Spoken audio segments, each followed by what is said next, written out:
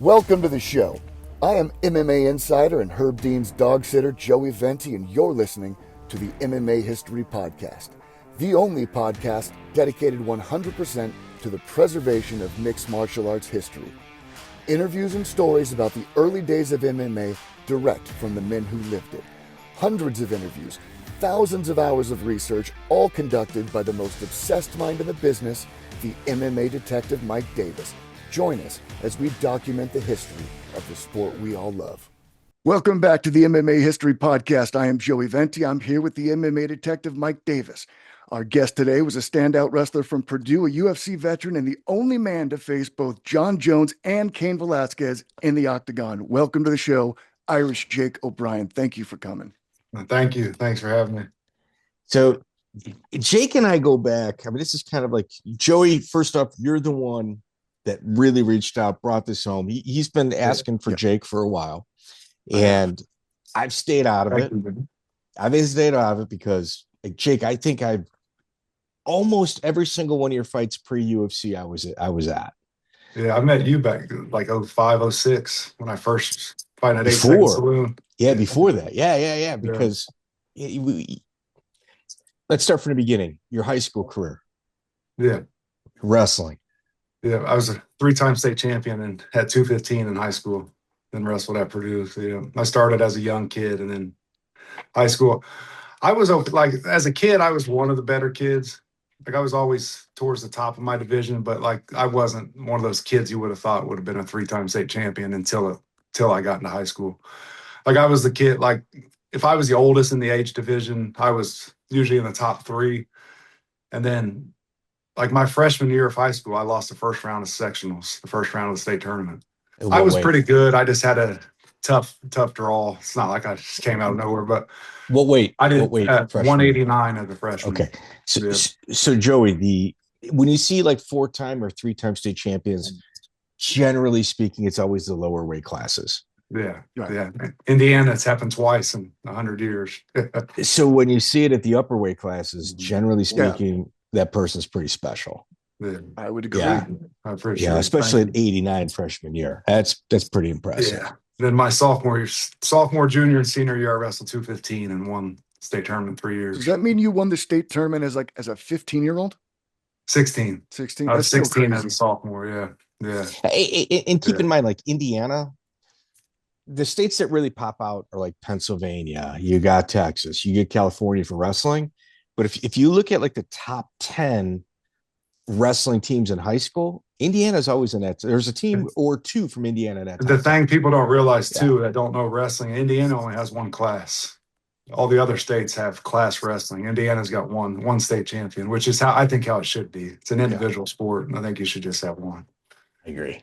If you ever, even if you don't like wrestling, you should watch the Indiana Wrestling State Finals. It's neat. It's a neat event. They do it at where the Pacers play at the field house, and they turn off all the lights and they put a spotlight on the center mat. And it's in Indiana, since there's only one class, you have one match. So to be a 16, 17-year-old kid wrestling in front of 15, 20,000 people is pretty cool. It's a really neat event. It's cool. So, I mean, and just to kind of encapsulate Indiana, like the 135-pound division, when right before it became to the UFC, if you look at the first 3 actual champions, it's like Chase Beebe, Eddie Wineland, Miguel Torres. I wrestled with Chase at Purdue. We were the same age, same class. Yeah. Those 3 guys are within driving distance of each other, 2 of which are from Indiana. 1 wrestled, but it was like it's a wrestling hotbed, Northwest Indiana, all the way to Indianapolis. Like it's real. The region up in Indiana, in northern Indiana, has got a lot of good wrestlers. Yeah, it's a lifestyle. So you get 3-time champ. You've also got a twin brother. Yeah, identical twin. Yeah. Joey, like sometimes shitty behavior or even thoughts kind of float to the top. And I remember telling his manager at the time, Keith Palmer, you ought to have the brother weigh in at 185. They say Matt Hughes pulled that off once. I don't know if it's true, but yeah, the cheat code. Use it. I planted the I never thought about that when I cut weight a few times. You could have tried that. With me and him, that's one of the ways I got into fighting, because I was always a little bit, he was more athletic than I was, but he didn't wrestle. So I was a little bit tougher than he was, but he was like quicker and faster, and I was stronger and tougher. And we started, one day we got the idea to buy boxing gloves and start fighting each other in our basement when we were probably 17 or 18. And we didn't have rounds or headgear or mouthpiece or anything. So we would just go till one person quit. And then he would usually beat me up a little bit, and I would just last longer than he would. And that's how we started going to the gym with Keith. I went 2 months before he did. And then we fought again, and I beat the shit out of him because I had been learning how to box. And then he started going to the boxing gym after that. So that's how we got into fighting. So your brother didn't wrestle at all? He boxed? He wrestled a little bit when we were kids, but he never got into it. He stopped probably third or fourth grade. Then he got into That's boxing. crazy. Usually twins grow up beating the shit out of each other. Like Mark and Matt Hughes. Yeah. There's a lot of you know what? Our whole life, like we were really close, and we still are really close. We never got into a fist fight, real bad fist fight once ever. All right. So I don't want to underplay his brother. So his brother, just so you guys understand, like the fighting in the basement that took place. Yeah. His brother won the Indiana Gold Glove tournament 4 times. He won the open division 4 times. 4. Wow. So he could box. He could. And competed in the national tournament. Yeah, he did. He's gonna love you saying this, Mike. Did he tell you to say all it's this? true. No. It's true. At what weight? At what weight did he box? Heavyweight. He's a heavyweight. Wow. Yeah. I think when he boxed, he's probably around 230. So. Yeah. Dude, I watched the O'Brien brothers walk into the 8-second saloon, which is where the first time I met him was. And I think it was 21 and over, but they were real lenient in regards to like who they let in the fight nights. Yeah. Yeah, with the fight nights. Mm-hmm. And Keith Palmer, he is Chris Lytle's original boxing coach, manager, promoter. Yeah. Most of us that started here, he was. Yeah. He looks at me and he goes, "You see those two right there?" I'm like, yeah. What's up? He's like, "I can print money with those two," and they were in high school still. Yeah. Yeah. We started with Keith when we were 18. He's the one who got me. He was my first manager and coach. Yeah. So, were you at the hook and shoot where Lytle fought Aaron Riley? No, I that's when I just started training at that gym a few months before, but it was my senior year of high school. I didn't go though. No, I wasn't there.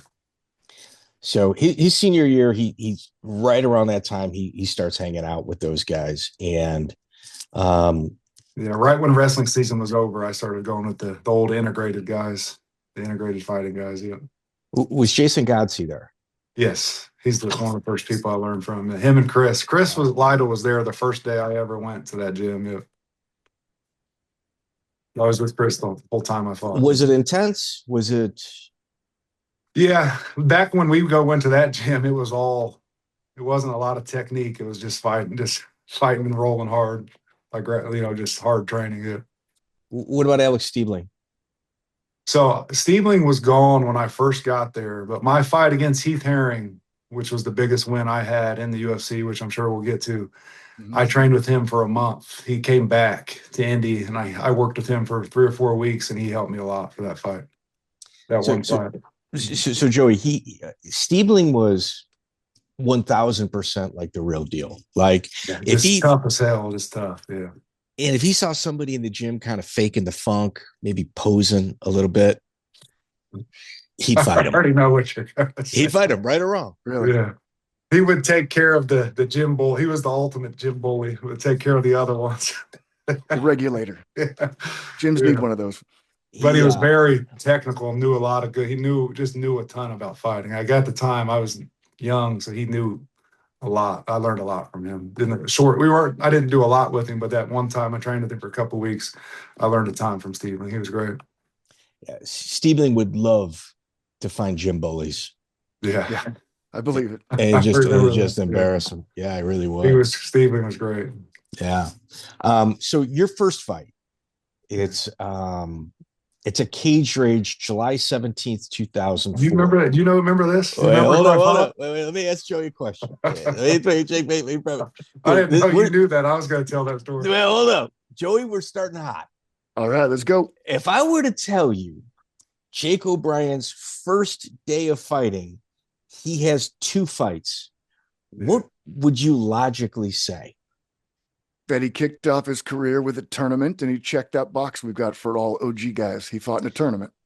That's not right. That's not a tournament. What happened? It gets better. All right, so here, his first fight is Tony Anderson, Jake O'Brien. You did your homework, Mike. You remember all this. That's why bro. he's the MMA detective. Yeah, come on. Dude. Okay. I fought 3 world champions in the UFC, and that was the fight I was the most nervous for. Mike can tell you why if you want. No. You tell him. Please tell him. The first guy I ever fought, I was 19. I was wrestling at Purdue at the time, so I wasn't even supposed to be there. I didn't tell anybody. And I went and entered a 4-man tournament, and the first guy I fought had one arm. His arm was cut off. His other arm was cut off just above the elbow. Oh, wow. Yeah. So it was like a lose-lose. Like you win, you're supposed to. Yeah. That was my first fight ever, Yeah, it was a car accident. You know him? Yeah. I mean, it was a regional guy. I mean, he had one arm, and he was a dude that and he was tough too. Dude, he was a good guy. He was tough as hell. Yeah. Good guy. Yeah. But imagine the one arm guy gets his ass kicked. Yeah. And then years later, he's like, wait a minute. There he is on TV. Yeah. I felt bad for those guys. They just entered this tournament, and then I was in the best shape of my life. I feel bad for them. Yeah. So okay. So Keith Palmer, it's just so we understand, like Chad Wagner is a promoter. He put on the Cage Rage show. Yeah. So Cage Rage pre-Europe, taking that name, Chad Wagner is the promoter. There's a Cage Rage in Indiana. Yeah. Chad is a guy that put a lot of work in, especially into the regional scenes. He had a lot of shows back then. A lot of the guys from Indiana that started in some of his shows.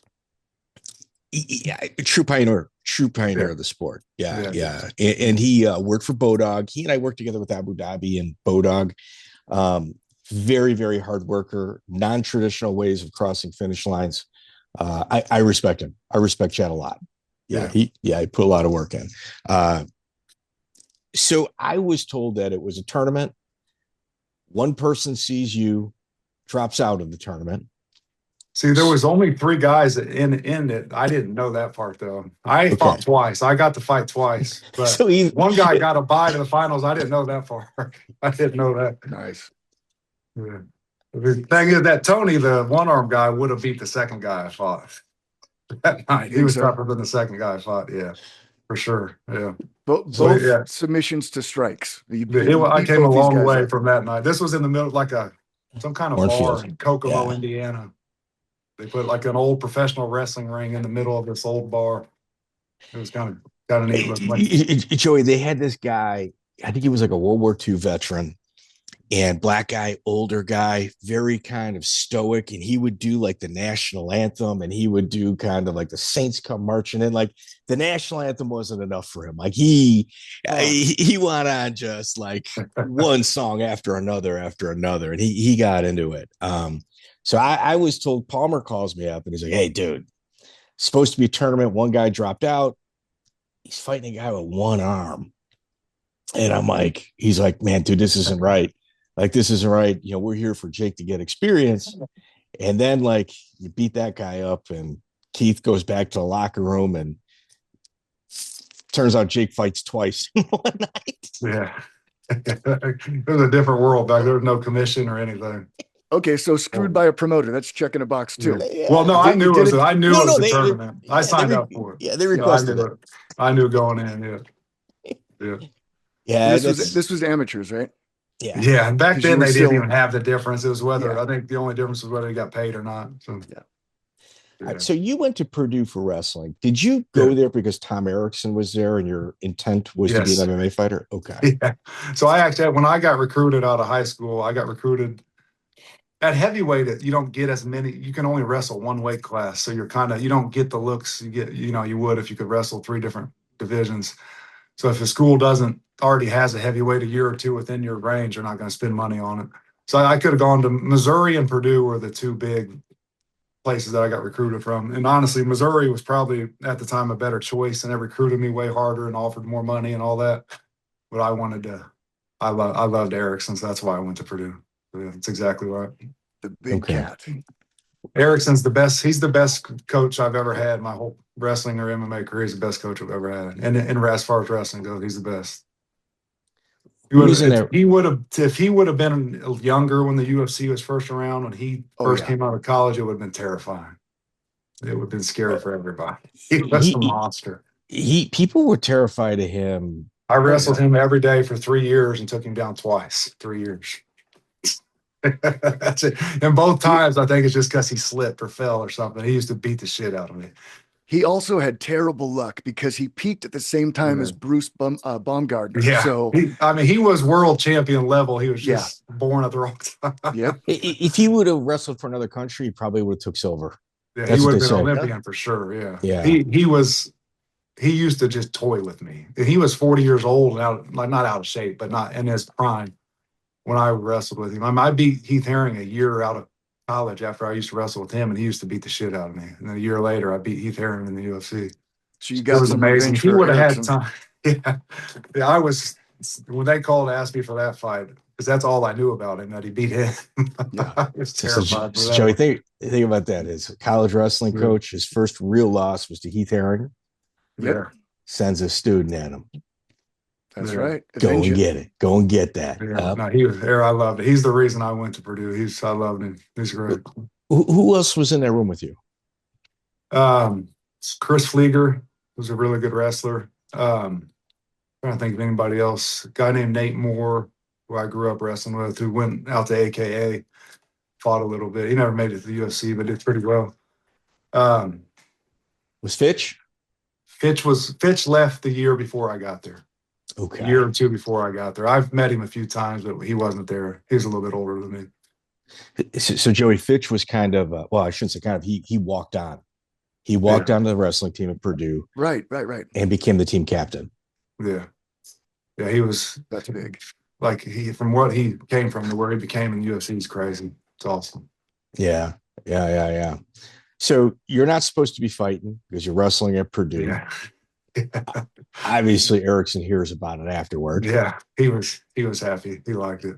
I was nervous. Could you imagine with social media today trying to do that? Get away with it, fighting in a cage fight. I don't even know. When I think back to that, like, how did I even think that was going to happen? I was going to get away with that. Yeah, you would never try that today. Did you tell him, or did somebody write? I don't remember how he heard, but I think he kind of knew a little bit, but I never talked to him. But I did it a few times. I fought once at 8 seconds too for Keith while I was still in college. I fought a few times during the summer of college. Yeah. So that's 2004, and then that's in July, and then he turns pro in May at Madtown Throwdown. Yeah. I was at this one as well. Pat McPherson, I believe, cornered you at this one. I wasn't working with Pat yet. Then my dad, Keith I was still with Keith, and he couldn't make it, and it was just me and my dad at that one. Keith didn't let me know to come, but it was me and my dad was there with me. So now you're a professional athlete. What was your payday like as a professional athlete? Well, I wasn't supposed to get paid technically. I think I got $400. I think it was 2 and 2. They paid me under the table. Yeah. Which for me as a college kid, I thought I was rich. But, yeah, just anything. Especially I was just used to wrestling. I never got paid for anything before, so that was a lot for them. So he beats Chris Clark. The Midwest at this time had a really cool scene. Like the promoters that liked there were so many events and stuff. It was awesome. It was really cool. And the promoters that like got along, it was just like you had an open door policy for other promoters. Was Pat O'Malley, right? Dude, he was great. He was awesome there. I liked him a lot. Pat O'Malley and Ron Faircloth. That's right. Yeah. Joey, outlaws. Faircloth fought in the UFC, didn't he? He did. He ended up Sakara in the nuts. That's right. Yeah. That's right. Faircloth, got a good memory.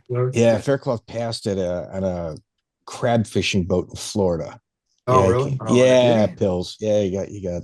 So Pat O'Malley, just so everybody kind of understands, you could waste time and have that guy do a contract for you, or you can look in his eyes and shake his hand. Like Pat O'Malley is one of the most real people I've ever came across. Like he did 8 years for a body he didn't do, but he wouldn't tell on the person that did it. Oh, I didn't know that. Yeah. So that surprised me. Yeah, if you look at Pat's record, he's got like a lot of hard losses on it, But fought everybody. A lot of good guys from what I remember. Right. But what he would do is, all right, I'm going to take your main event. We both know I'm coming in. I put on a good show. I'm probably going to lose, but I got to get fair fights for this guy, and this guy.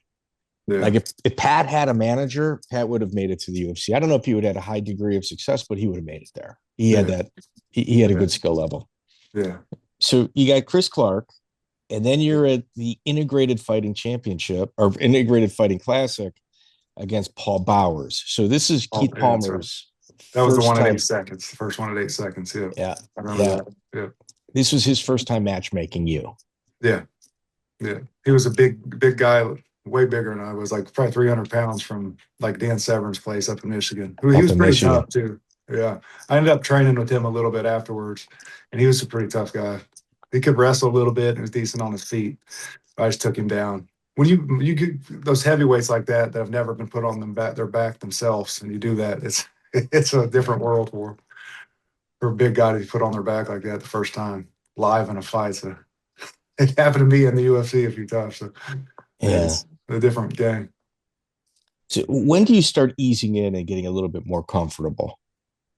That's a good question. It took me a while. My first 8 fights outside of the UFC were all first round finishes. Like just, I had one knockout on my feet in the WEC. The other ones were all like just double leg and TKO and people.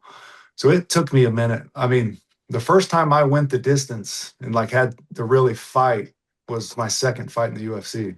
My first fight in the UFC, I won by TKO in the second round. But the first time I really was forced to, go while I was I was already in the UFC. So I had to learn quick. Yeah, Joey, he brought a big crowd. And it was kind of got a lot of good support system. I still do, even with everything going on today. That's the best thing I've got. Yeah, you know what I mean? It's like him and his brother, good people, dad, good people. Thank you. Yeah, and it's just how it is, dude. And wrestling community. I'm 41. I still see my parents 2 or 3 days a week. Our family's really close. I'm lucky. And my brothers too. We all live right by each other. So it's good. That's good. That's cool. So he brought a big crowd. And it was like, no. He went to college to do this. That's why he went to Purdue. Like that was kind of like what people were saying behind your back. Yeah. So I played football too, and I could have done either. I was better at wrestling, but that's what made me wrestle instead of football, because I knew I wanted to fight after college. So I think you're a little small for a lineman. Yeah, a little too small for a lineman too. I was a linebacker. I was too slow to play linebacker at a big school. I wasn't fast enough. So he beats Paul Bowers, and he's smoked. Is that Chris Clark? He smoked, but Chris Clark didn't have a good record. Bowers had a good pedigree, came from Severance camp. So we're like, okay, Keith is telling people, like, everyone's kind of like buying into the hype, and Palmer's like, hey, we don't even know what we got yet. Yeah, because we didn't, because you were going through people so quick. Yeah. It went well, and things were quick. Yeah, I don't think I got hit on my feet till I was in the UFC. Punched in the face on my feet once till I got in the UFC. And 8 fights. Crazy. So they bring in Anthony Ferguson out of Ohio. That's January 7th, 2006. So that was my first fight after I flunked out of school. I left wrestling as grades. I didn't do very well in school, and that was my first fight after that. Was that guy right there? Okay. So now you're all in. You're all in fighting. Yeah. You've burned your boats. Yeah. I think in the back of my mind, I didn't do it on purpose, but I kind of wanted to start fighting. You know what I mean? When I look at it now, think about it. My parents weren't very happy about it at the time, but it ended up working out okay. Yeah. So Ferguson, real durable guy out of Ohio. Yeah. And you start kind of bringing like the Jake O'Brien effect started bringing other people around his age to integrated fighting, as well as to the legends of fighting, the organization. So Chris Price is on it, and Dustin Reese is on this as well. Price was another pretty tough cat as well. Yeah, and Johnny Reese was the one that fought in the UFC. Johnny and Dustin were brothers. Johnny's my best friend. Johnny's the one that ended up fighting in the UFC a few times too. And he had a brother named Dustin that fought locally here. That started. His brother started it. And it just kind of like the scene of all like the tough kids that graduated high school together. That's how I knew them. Yeah, they were 2 brothers about my brother's age. Yeah.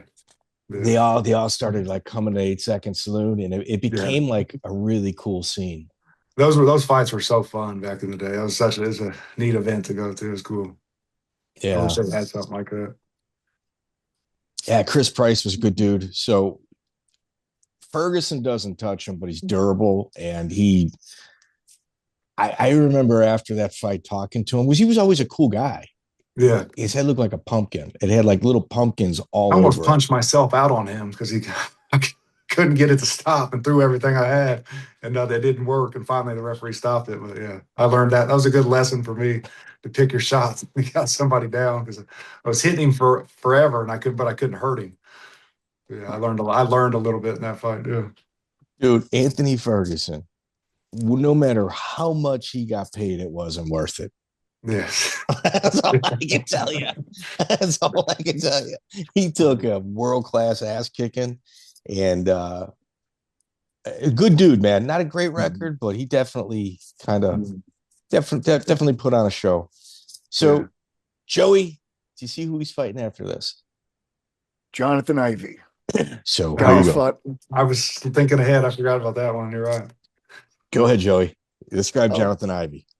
Okay, he's got like 100 Fight Club member. He's fought all over the place and he's fought forever. So that's you being in there with a real veteran. Crafty. If durable. you fought in the UFC as a heavyweight in the Midwest, you fought Johnathan Ivey probably. Yeah. He fought everybody. He's a tough guy. I like John. Good at leg locks. Very dangerous. Good. The good thing about that is I trained with some people who had rolled with him before. Like if you went against him and didn't know about his leg locks, you'd be in trouble. Like you were a heavyweight and I've never seen him before and didn't know. I had like Godsey and some of them work with me and tell me like what he was good at, like what to look out for. So I had a little bit of a heads up. But if you didn't know, he was really good at those leg locks. And there was a few things like, I was ready for it. So it went well for me, but he was tough. And I trained with him a little bit after that one day. And if he got in on, you never see heavyweights rolling for leg. He would give you his back and bait you to take his back and then roll for knee bars and stuff, which you don't see guys that weigh 260 doing that. And he was very strong, short and stocky. So if he got a hold of your leg, you're in trouble. He's one of those things you just had to stay out of it or he was dangerous. He's got 33 victories, 26 by submission. So yeah, I bet they were all probably legs. Most of them were probably legs too. Yeah, I remember when they were bringing Ivey in. I'm like, dude, if you're going to be somebody, you got to be Johnathan Ivey. Yeah. And if you trial horse. Yeah, you have to. And if I forgot about that fight, I wouldn't think about that one. You're right. And he's a real charismatic guy, fun guy. Puts on a show. Puts on a great show. Yeah. Shakes everybody's hand. Comes in as the B side. Shakes everybody. He's hard to root against. Yeah. Just the entrances. We need entrances. Yeah. So Joey, he fights Ferguson January 7th. And then he fights Ivey January 20th. Oh, wow. Yeah, I missed those. I was at my best when I stayed busy. I love staying busy. As a wrestler, you're competing every week. So, it makes sense. You're right. That's what I was used to. So I loved it. I liked that. Yeah. And you didn't have any real bad habits. Because I remember asking you, hey, do you drink? Do you smoke? Not till later. I came last. Yeah. You're like, no. At that time. Yeah. Yeah. I mean, it was different. Not then I didn't know. Yeah. Like it was different than a lot of the older guys that were fighting in the UFC. Like you had such a clean lifestyle. So you checked so many boxes. Yeah. I went from the time I didn't even think about the timing of it. From the time I left college was January of 2006 was the beginning of the first semester I stopped, and I was in the UFC within 8 months. So I fought in the UFC in August that year. I think I fought 5 or 6 times that year before the UFC, 4 or 5 before the UFC. So on that card, you fought Johnathan Ivey. You got Johnny Reese, you got Chris Price, and Davion Peterson on the card. See, and Davion didn't end up fighting in the UFC, but he was that level. He had a good job and was kind of older when he started. He wrestled at Purdue also. Yeah, Davion was that level. He was a fireman, and then now he's a fireman. He had another job before that. But Davion was the UFC level. If he committed to fighting, he could have been. He started a little later. So Davion, I meknow I'm not trying to go through too many tangents, just so you can kind of understand who he is. Davion made the news shortly after this fight. A guy broke into his house, held him gunpoint. And while the guy was doing whatever it was, Davion smoked him, knocked him out. Yeah, I kind of remember it now. It's coming back to me now. Yeah. That's the wrong guy's house. You're talking about a guy that had a gun to his face and still wanted, chose to fight. Yeah. That's the type of guy Davion Peterson is. Yeah. And he's the sweetest guy in the world too. Yeah. Just don't point a gun at him. No. So you then, I think I run into you at the Arnold Classic. If I had to guess, it was right around this time or just prior that to was it. March of that year. Yeah. I did that grappling tournament. Yeah. Who was in it that you faced? So I went against Red Schafer in the semifinals. Remember Red Schafer from Wisconsin? Of course. Yeah. Oh, yeah. Sure. So when I did that, I didn't know any jiu-jitsu. All I knew was defense. And I beat him just with takedowns and staying out of stuff. I think it was like a 8-man tournament where you had to pay a couple $100 to enter. And the winner got like $2,000 and runner-up got second. But there was only 6 or 7 people that entered, but everybody was really good. Like there was a wrestler that beat me in high school from Ohio that entered, was one of them in there. And then Zonde Ribeiro, who was a multiple world champion, Red Schafer and me. So I went against Red Schafer and then I grappled against Zonde Ribeiro in the finals. ADCC Hall of Famer. Yeah. I was beating him 8-0. We was a 10-minute match and at 8 minutes I was up 8-0. And I think he was messing. I honestly think he was playing with me, letting me get. So he wrestled me back though. He would not pull guard or anything, and he wrestled me back, which I liked. And I took him down a few times, but then once he swept me, then he beat me quick. But I kind of think he let me last a little longer than he at that time than I probably. He had his guys in the audience making bets during the match. I just don't. Just try to stay out of stuff and take him down. I mean, I'd only been doing jiu-jitsu a few years. Yeah. And in this corner, a white belt out of integrated fighting. Yeah. He's never wore a D in his life. And in the other corner, multiple time world champion. Yeah. He was tough. Yeah. He was good. How did he get you? Was it a triangle, mounted triangle? He swept me and then triangle. I think a triangle from the top. Yeah. Or he might have swept me with the triangle. I can't remember for sure. Joey, all I know is it was a different level. Yeah. Yeah. You learn to respect jiu-jitsu that day.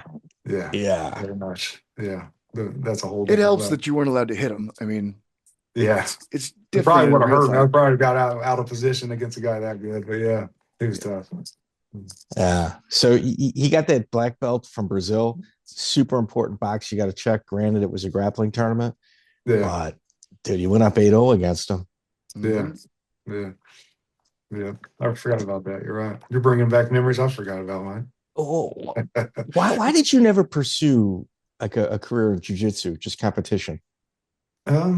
I don't know. It's a good question.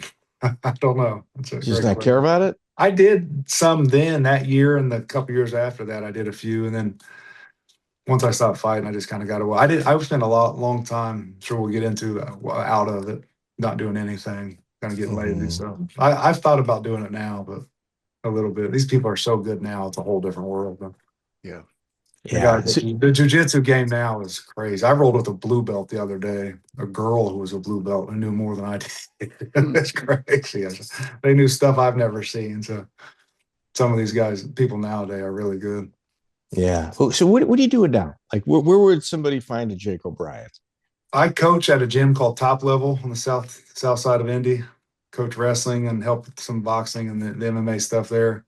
We have everything: jiu-jitsu, Muay Thai, boxing. I love doing that. Do that a few nights a week. And during the day, I'm a mailman. I work for the post office in Columbus, Indiana.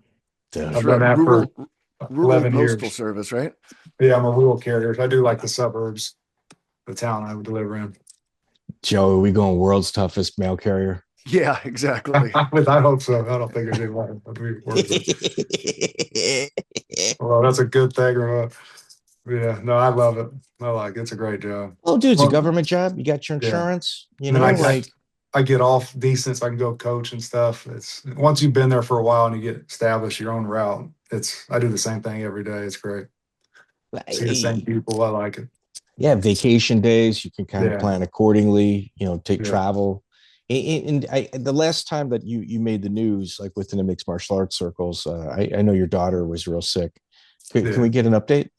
Yeah, so she has a rare type of children's cancer called Ewing sarcoma, which she's had it. I mean, she's been fighting this for 2 years now, a little over 2 years.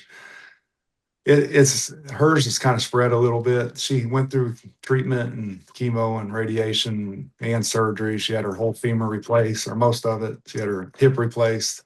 Oh, and then we got rid of it. And then 6 months later, it came back and she had to start all over again. And then we just found out last Friday, she went through the same thing again, chemo and radiation again, and it got rid of everything. We found out last week. And now we got to go back in this 3 months and hope it doesn't come back this time. Yeah. Hey, dude, that's good. How old is she? She was 11 when she was diagnosed. She's 13 now. Okay. Yeah. So we just got hopefully this time it stays away. She's been doing this for over almost 2.5 years. Hasn't complained one time. That's wild. It's amazing. It's crazy. So how many kids do you have? I have 2 daughters, 10 and 13. So. Joe, that's how it works out, dude. I got 3 daughters. Yeah. If it was any other kid, it'd probably be way harder, but she makes it easier on us. She's so tough and she hasn't one time like felt sorry for herself That's amazing. Yeah, it's amazing. She's great. That's really cool. That's actually really cool. It's been a long 2 years, but it's not over, but it's good. Yeah, so as much slack as somebody like Dana White gets, I had heard he really helped you out. I haven't fought in the UFC since 2009, and when she got sick, he called me. Like we didn't even reach out for him. He got a hold of me and found out, and it was amazing, man. I love him. He gave us like life-changing money, but we haven't had to worry for 2 years about anything. So it was great, and he didn't just call once either, and just give us like for 6 months he would call and check on her and ask if we need anything, and like he really cared. He was great. He was amazing, man. So when I hear people say bad things about him, I don't. Kind of hard. Yeah, plenty of bad stories about him, but this changes my opinion. I know. He really cared too. Like you know everything he's got going on. I wasn't a big star in the UFC, and he really cared and called. And the good thing is, I know if we ever need anything, he'd always help too. So he's been great. So I can't say enough good about him. No. That is like the one thing. Like it's real easy to take pot shots at somebody in a public eye. Like it really is. You've never told anybody about his help. No, I've never publicly had a chance to. You know what I mean? Yeah, no, he was so good to us. He really was.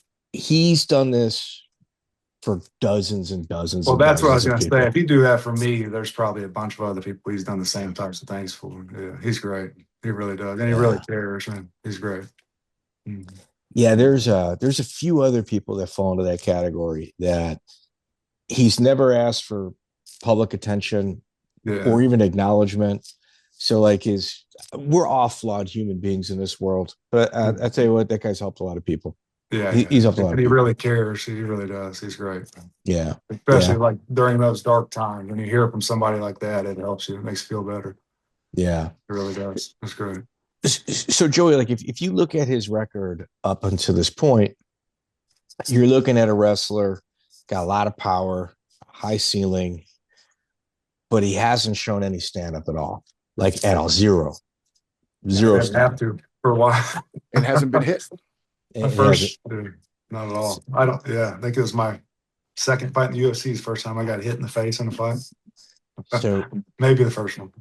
March 17th, 2007, WEC 19, they get Jay White. So Jay White in 2005, he competed in Abu Dhabi. Absolute high-end black belts. Absolute stud. Very good on. He was a horrible style matchup for me at the time. On paper. Style-wise, yeah. Because he was like 6'4", 260 and all muscle, like just a big, scary-looking guy, too, and very good on the ground. Now, was this your first flight to a fight? Yes. Yeah. It was. The old WEC Another box on gets Indian, checked. yeah, out in California and Lemoore, that old Indian casino Yep. before the commission was around. Yeah, that was a different experience too. So they bring out Jay White, who's a highly decorated black belt. You're a wrestler. Yeah, You're going to see what you're all about. Why don't you lay out what took place? that was the first like test that I was nervous in that fight because I had no idea what was going to happen. We went out and I didn't want to take him down. He's so good on the ground, and I knew he had been knocked out before by another guy I knew, and I threw 2 hooks. I've never thrown 2 hooks in a row in my life. I don't think ever. I threw 2 hooks and both of them landed right on his chin in 14 seconds, knocked him out.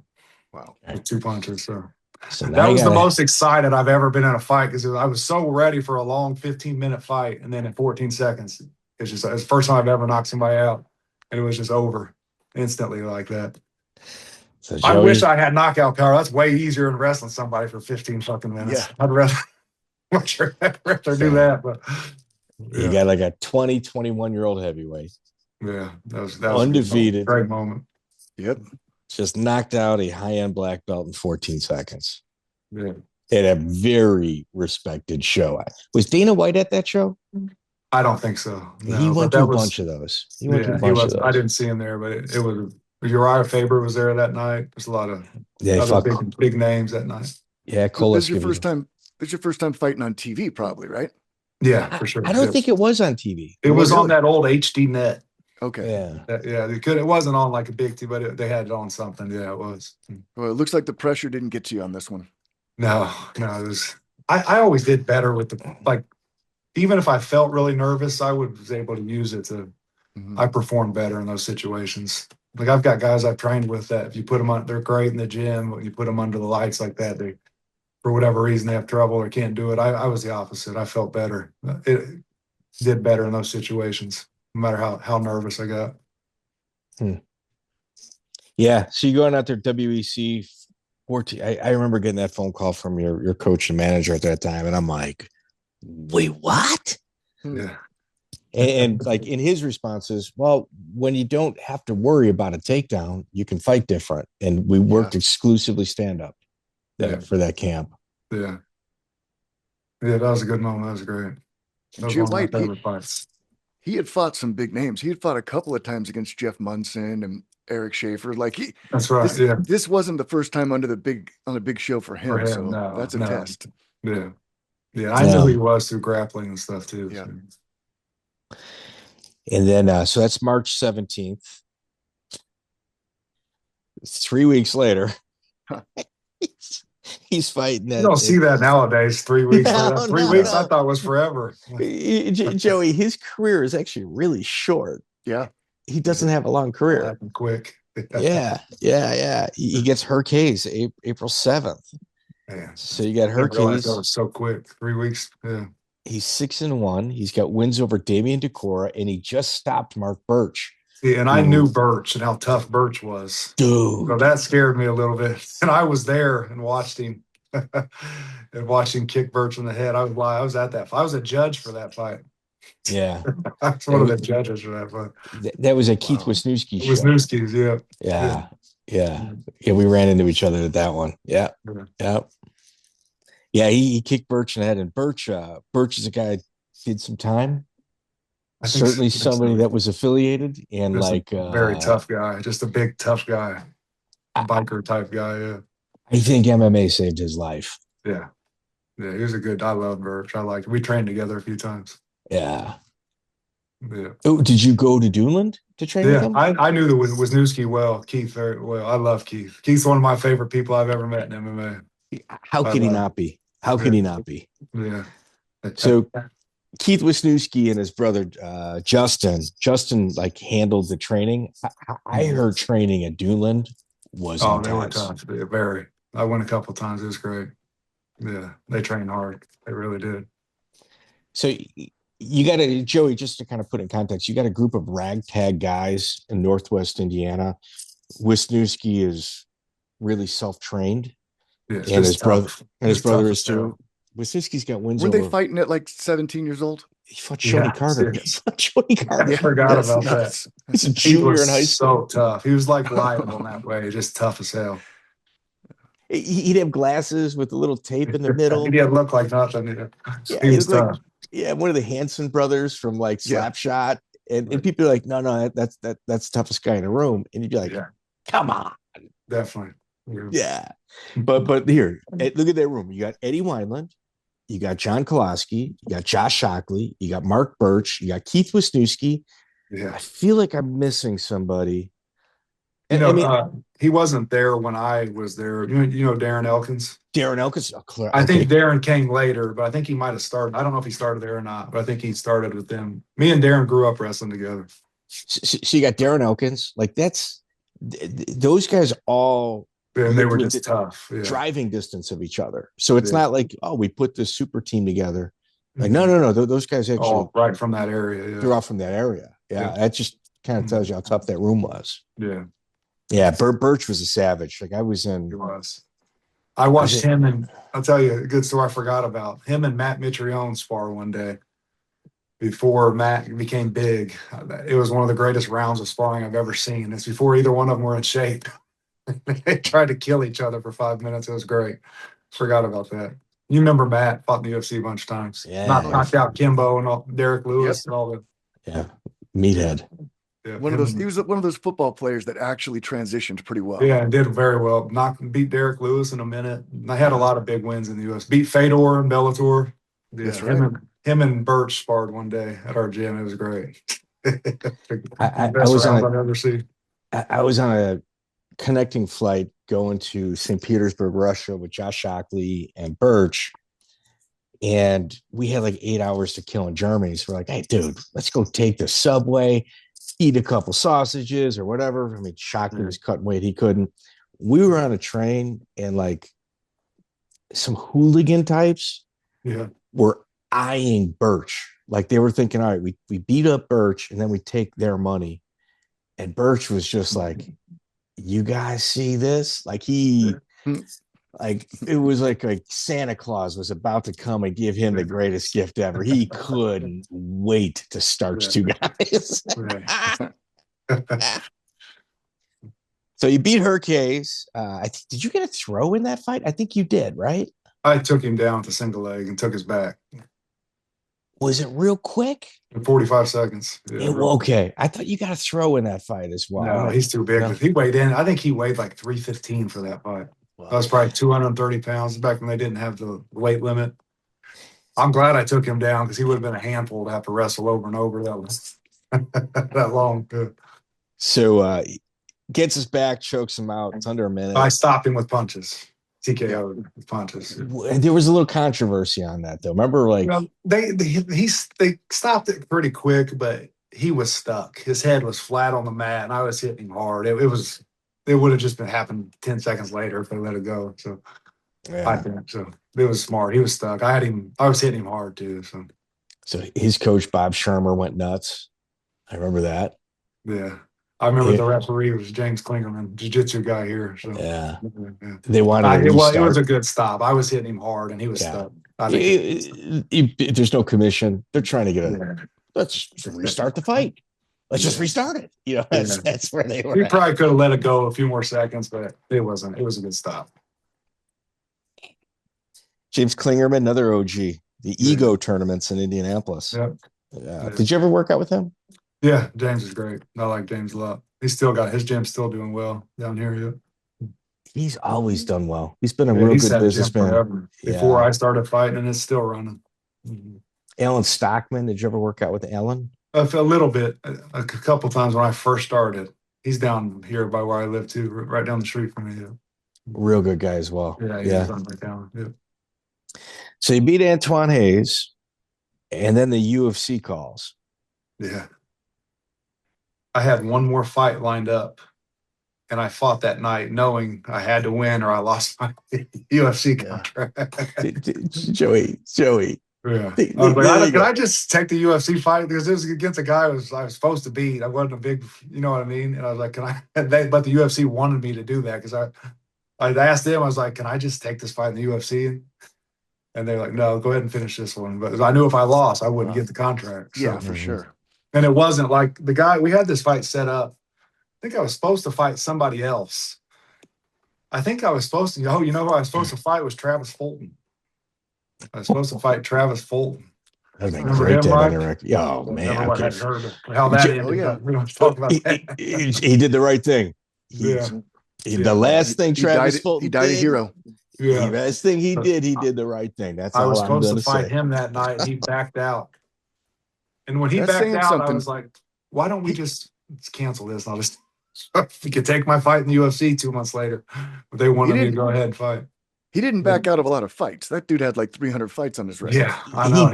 He was like Ivey. Yeah. He did when he knew he got flaky the older he got, I think. Yeah, he only did record padding, like unless it was paying a lot. Like Fulton, and we can ask Keith Palmer this at a different date.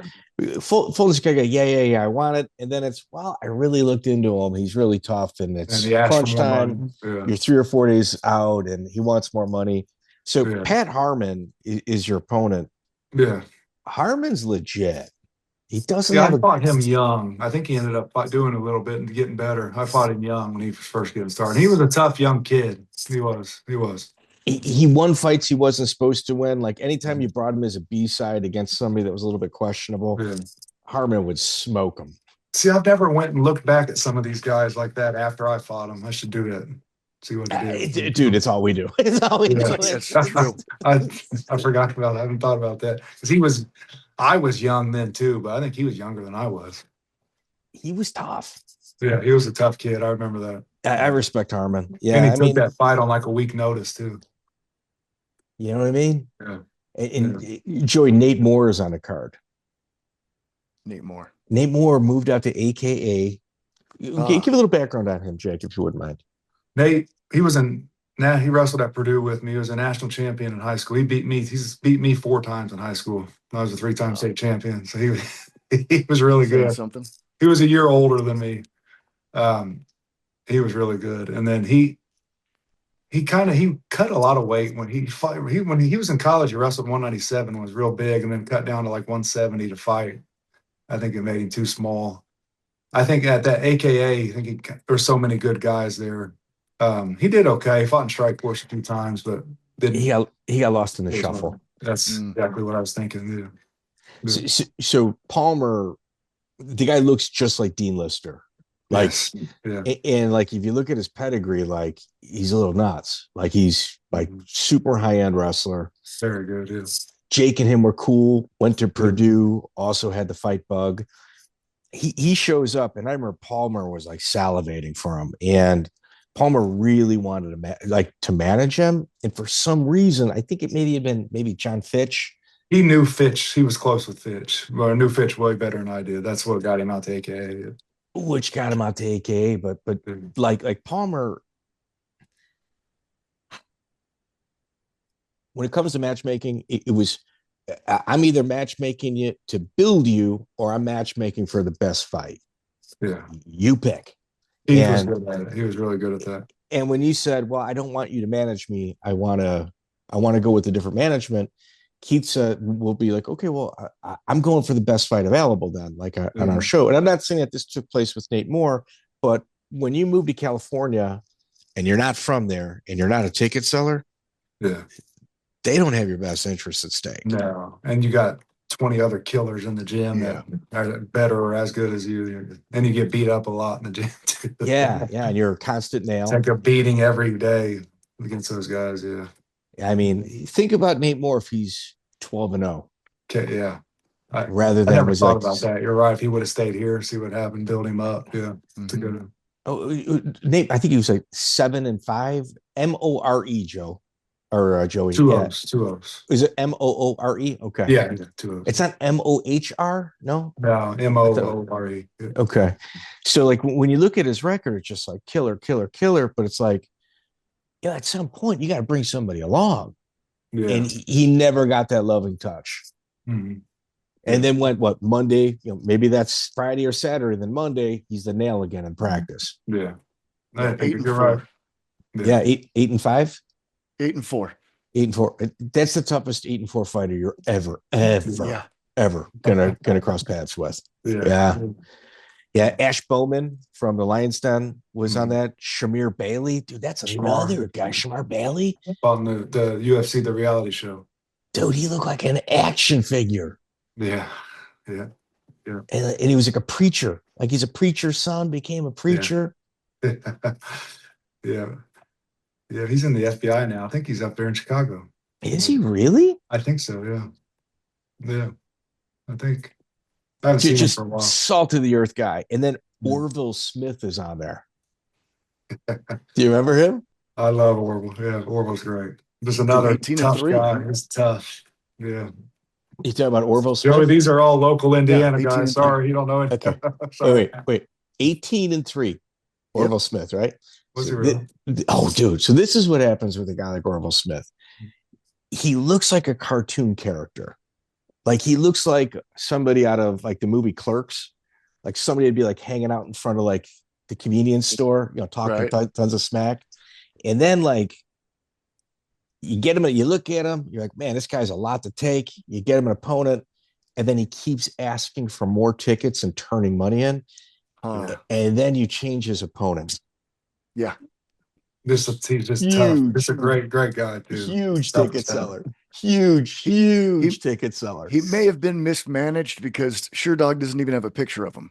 But he's 18-3.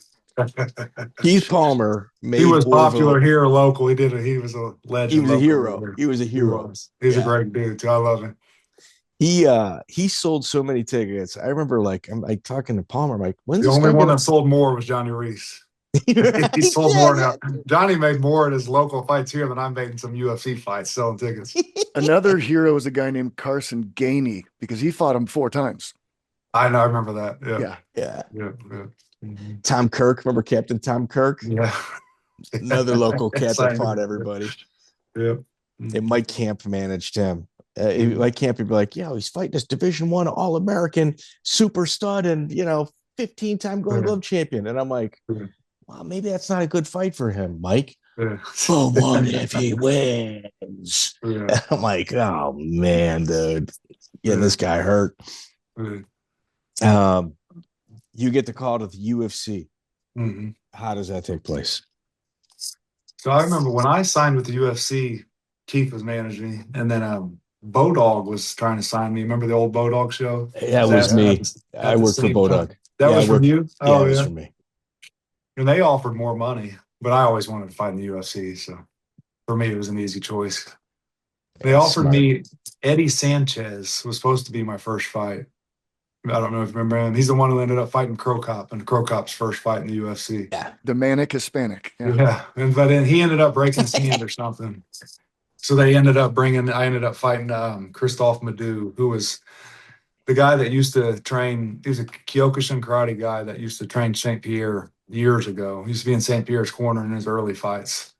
Big, scary looking guy. He was older than me at the time, probably in his late 30s when we fought. I think they gave me a couple weeks notice for him. And through like just weird stuff, like karate type stuff. But it's pretty good on his back. So Kyokushin is one of the like traditional martial arts that really translates well. It translates well to MMA. It does. Like that style of striking, a Dutch style. Yeah, even though it's from I think it's Japanese. That fight there is probably the best I've ever felt in a fight. The first fight in the UFC, I felt great. And I stopped him like a minute into the second round with TKO'd him on the ground. So everything clicked. It was like everything worked that night. Everything was great.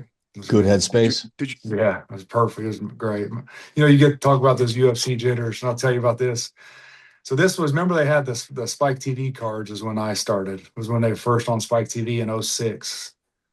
So they didn't have entrances that night because it was in a hotel ballroom at the Red Rock, which was a small hotel ballroom. The hotel's not small, but the ballroom is small. It was on live cable, so they didn't really care about the live gate. And they didn't have you do entrances. Between commercials, they would walk us out when it was pitch black in the middle of and the whole building was pitch black and you couldn't see anything. And so we walked in the cage the first time while everybody's like, it was black, couldn't see anybody. They had to like have a flashlight on the steps to walk up there. So you're standing in the middle of the cage, you can kind of see the guy you're fighting, and then all of a sudden all the bright lights hit. And then like Bruce Buffer and Dana White and Joe Rogan are all sitting right around you out of nowhere. It was kind of cool. It was neat. It was a crazy first experience. If all of a sudden you look and you're in the middle of the cage about to fight. They didn't have like the entrance music. It was neat. It's kind of cool at that time. Everyone's looking at you too. Yeah, that was weird. Yeah. I heard you had a big crowd too. Your first fight. I heard you had a large entourage. I had quite a few people for being in Vegas come from Indy that yeah, I did. It was cool. How old were you when you made your UFC debut? 21. 21, yeah. Almost 22. You're 21. Yeah, an undefeated heavyweight, heavy hands, all finishes, 21 years old. You'd think we got a prospect here. We got to bring him along, in theory, right? Yeah. Okay. You were in the wrong sport. If you were an undefeated white heavyweight boxer, I know. I didn't. Oh my God, that's a license to print money. Yeah. In my second, but they start. I'll tell you the story about them bringing me along. I know we'll go to Shockman. Josh Shockman was next. Yeah, Shockman was real tough. Was a local Midwest guy, and me and him were supposed to fight at 8 seconds. When I was either one of the times when I fought Herc Hayes or the fight after, we almost fought each other there. Yeah.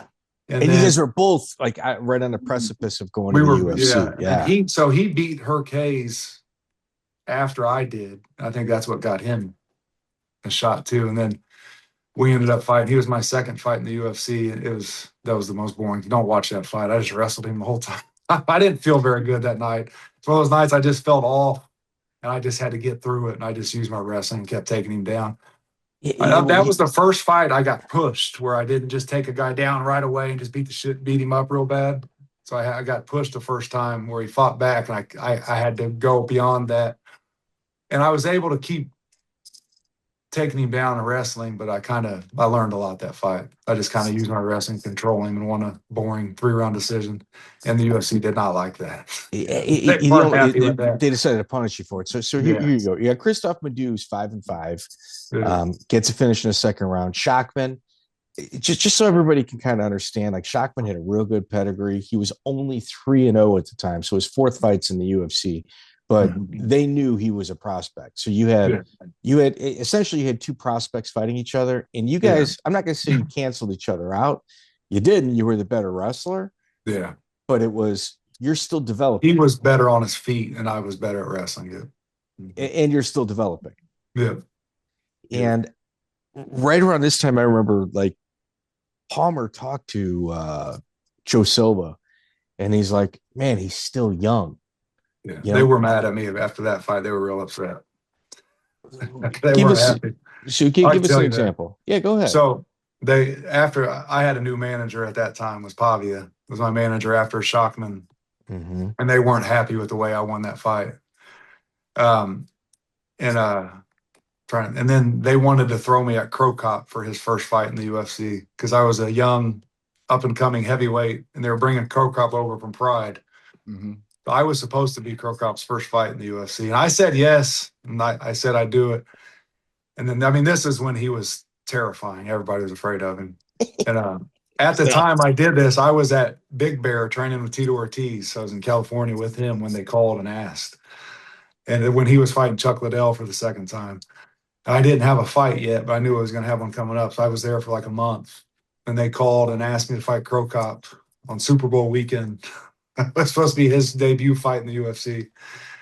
And I don't know for sure, but I think Tito said something to Dana White and them, and they changed their mind and didn't do it. But I said yes and said I'd do it. And instead, they gave me Heath Herring, which isn't much better. So, at the time, isn't much better. So how did they tell you that they weren't happy, or did they tell your manager? They told my man. Joe Silva told my manager. Have you ever heard any stories about Joe Silva? He's not afraid to tell you how he felt. I don't know if you heard any stories about him. Quite a few. He was not afraid to. He was very. You don't want to ask him if you don't know the truth. Yeah, he was fair though. He was up front. He was. I liked him. He was fair, and he'd tell you the truth. Though. Yeah, they didn't like boring wrestling. Did he ever? Well, it's standard. Like every UFC fight is kind of. You say it was a boring fight. I would say it's modern day UFC. Yeah, it's ahead of your time. Yeah, I would say that's they've come to accept that type of performance because that's all they have right now. Yeah. He beat Shockman. Yeah. And then you get Heath Herring, who's I think this might be his 35th fight. Let me take a look. Yeah, I was his first fight in the States in a long time. So most of his fights were in Japan and Pride. 37th fight. And he's out of that real tough Amarillo scene. At Steve Nelson's scene, like it's like where Evan Tanner came through, Leonard Garcia came through there. Like there's some bad boys coming out of that area. Yeah. So when I fought him, like the thing about that fight was I had no idea what to expect. Because if you look at the competition before him to him, I had never fought anybody close. So I that was a weird night because I had no clue what to expect. I didn't know what, you know what I mean? I've never been in there with somebody close to his level. And somebody that could beat Tom Erikson. That's what scared me. That's what scared me. He beat the way Erikson used to beat me in wrestling, and that he beat him. So, but when I got in there, I felt amazing, and I took him down so easy, like repeatedly, just over and over. He was so frustrated. He was so frustrated when you watched that. I mean, and then he was mad. It's like I've been boxing for 2 years. I'm not going to stand up and trade it, especially when it's just easy to take you down. As big and strong as he was, I thought he would be, you know, even if a guy doesn't know how to wrestle, a guy who's 6'4", 250, like they're big and strong, it's hard to wrestle over and over like that. And he was just, he didn't use his strength to stop takedowns. He just wasn't very good at it. He was really easy to take down for me. Now, I'm not accusing anybody of anything, but this is his first fight in the UFC coming from Pride. Tested. There could be a testing issue for a lot of those Pride guys. Come on, Joey, don't take it away from first year. So, but they weren't real. It was state test at this time. USADA wasn't involved. Yeah, it wasn't. I fought in the UFC 7 times. I only got tested once. Wow. One time, my whole UFC career. Yeah. Yeah. And it would be after the fight. You knew when it was coming. Yeah. But it's an IQ test. That's an IQ test. Yeah, that's what that is. Yeah. Yeah. But I remember with him, like, I would get a takedown on him and he would like bait me and like just kind of let his legs go loose and let me pass or mount or go to the side. And then he would escape. So he would like bait me and give me up. He would give up a good position and then he would get out instead of me just sitting in his guard, hitting him and stuff. And it was weird. At the time, I didn't realize what he was doing. So I thought, oh, I'm mounted on him, but then he'd get away. So I had to keep taking him down over and over and over. But that was the biggest win, probably the best night of my career by far. Because I grew up watching him on TV and on the Pride shows and stuff. And then he beat your coach. Yeah. You got a guy 9-0 in Jake O'Brien, 21 years old, has one performance you don't like. Throw him in against an almost 40-fight veteran that's super durable, that's got a win over Erikson. And Mark Kerr. Yeah. That scared me too, yeah. You know, they're hoping you say no so they can just fire you, essentially what they were doing. You know, it was either this or Crow Cop. So, I mean, that's, you know, now they're matchmaking against you. Yes, they are. Yeah. But then, so after that fight, I went from the highest point of my career. Winning that fight was one of the best moments of my life. Wait, for sure. So what was the conversation like about this fight with the UFC brass and your manager? Because I heard they weren't. I knew they were upset about the Shockman fight and were punishing me. It wasn't a secret. I knew it. And like the Cro Cop thing for them, it was a win-win. You get Cro Cop looks good in the States, beating up an undefeated American who's never lost, who's a young kid, or you have an up-and-coming kid who just upset Cro Cop. So that was their thought. You know, it was a win-win for them. And I think they thought the same thing with Heath Herring. You know, it's a win-win for them. There's something good either way for them. But were they happy with your performance, or did after Heath Herring they were? Joe Silva was nice to me after there. He was good. He was, even though it wasn't the most exciting fight, but he was good to me after that. He was. They did like getting the Pride guys beat. Yeah, it showed UFC supremacy. Yeah, I didn't think about that. You're right, but no, he was true. Good. Mm-hmm. And then you get a canceled fight against Tom Murphy. That I had to have neck surgery, and I've never talked about a lot of this to people, but I went from the highest point ever in my career to then I sat for over a year and did nothing, I went through it got bad times that year. And then I ended up coming back, but I was just never quite the same as it was. What happened with your neck? I had certain problems with my neck even through college wrestling. I had a herniated disc, and then I finally got it looked at after that fight because it was hurting me so bad. Like, I would shoot in on people and hit my neck, and my whole right side of my arm would go numb for like a minute or two. And I was doing that like twice a week. Like, if you have once or two of those a year, that you're supposed to get, like, not be done. And I was getting stingers. They're called stingers, like twice a week, like that. Even going into the Heath Herring fight, my right arm was so weak, like you could just take your finger and push it down. And but I was still able to wrestle a little bit. But if I hit my neck the wrong way, like, it would have been bad. I would have lost anybody. So I finally had it, and it got worse and worse, where every time I'd just get jabbed, my whole body would go numb on the right side. So I finally had to get surgery on it. Was the surgery a success? I've never had a problem since. Wow. Yeah, physically I was great, but I lost like the edge mentally, got real down, and went from like the highest point of my life to like the lowest in that same year. Were you drinking a lot? No, I got the pills, like painkillers and stuff. I got into it. I've never talked about it. Yeah, and it didn't happen because of the surgery. Like right then, it happened later, like because just mentally the way I was feeling and stuff. Honestly, is what happened. So, bro, those pills. That's what happened later, and then it got worse and worse. And then after I was done fighting, it got real bad. But yeah, I've never talked about that. But yeah, it's happened to a lot of people. Yeah, but yeah, I went through it too. Still, yeah. I mean, dude, you're talking to two guys that have struggled with addiction. I mean, I certainly have. Yeah. That's so. Are you sober now? It's been a while since I've, was actively using all the time. I've had a few mess ups, but I've been good for a while now. Yeah, been doing good. That's good. Yeah, that's important. Yeah, it's been good now. I've got a wife that's stuck with my parents, that stuck with me when nobody else would. I'm lucky.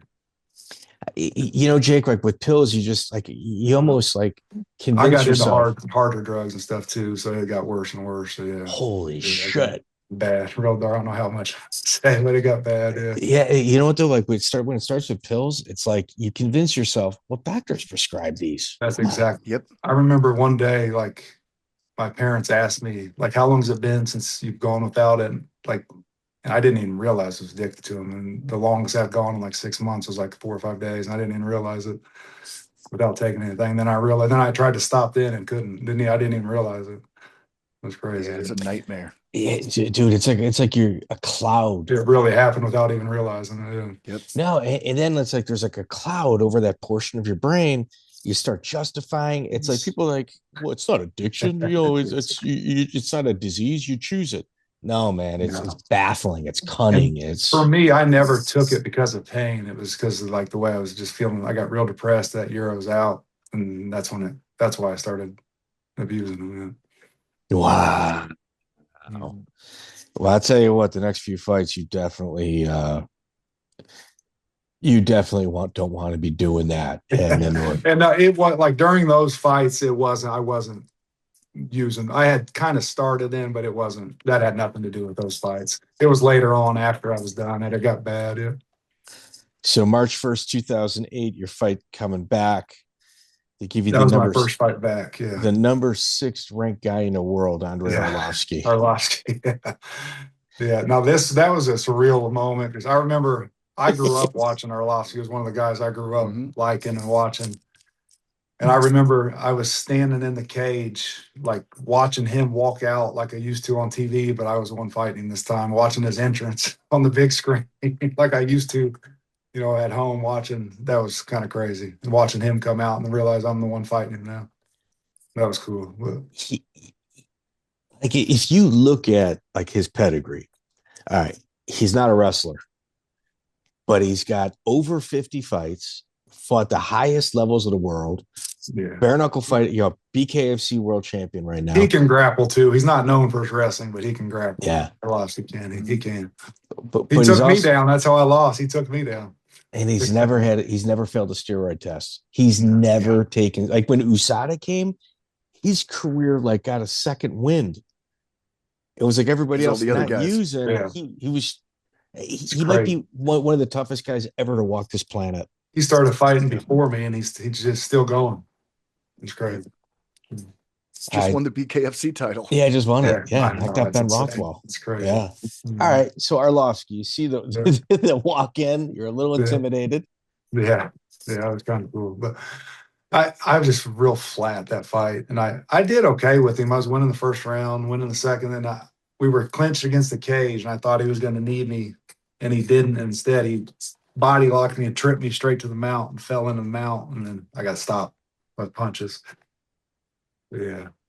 You were starting to gas too, though, at that point. I wore myself out trying to take him down. He was so hard to take down. I really did.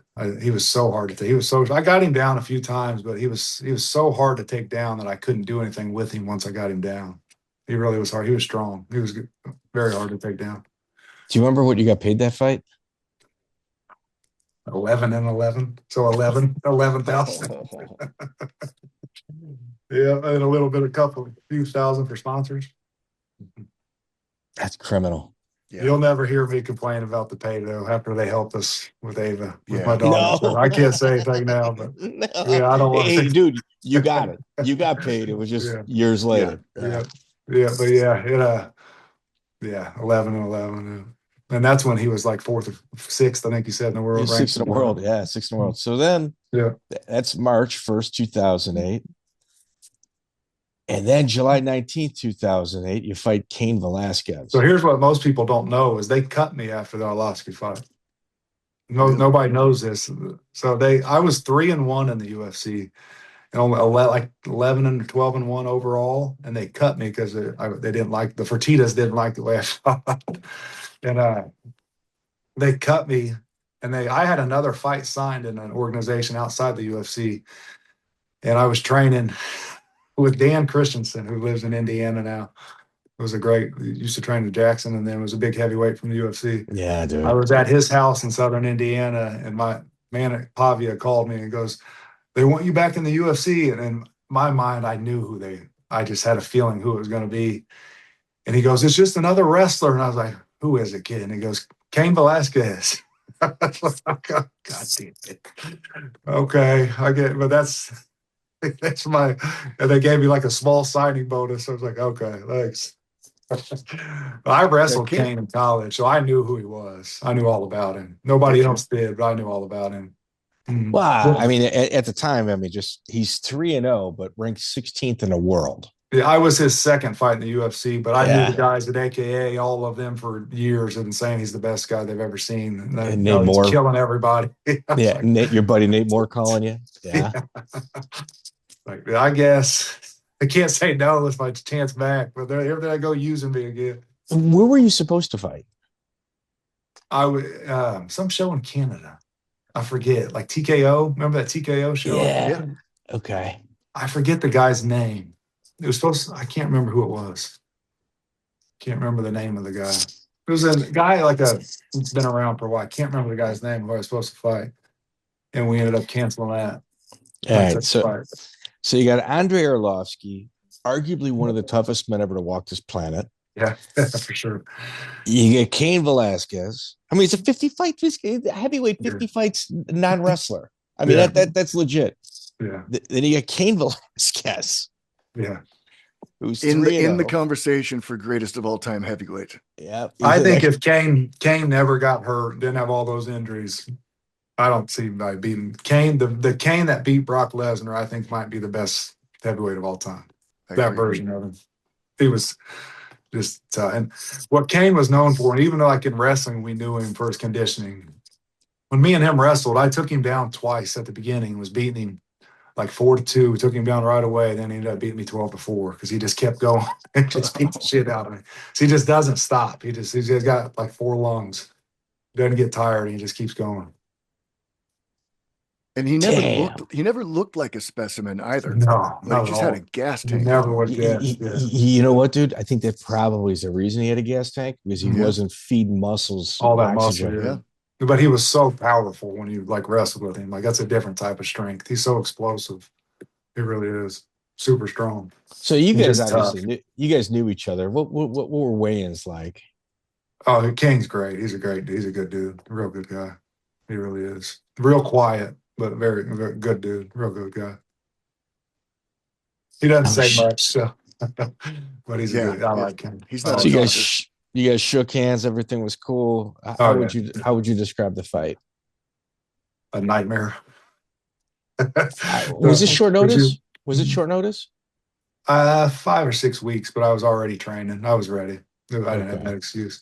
Okay. I got crucifixed, caught on my back and a crucifix and TKO'd where my arm pinned to my side.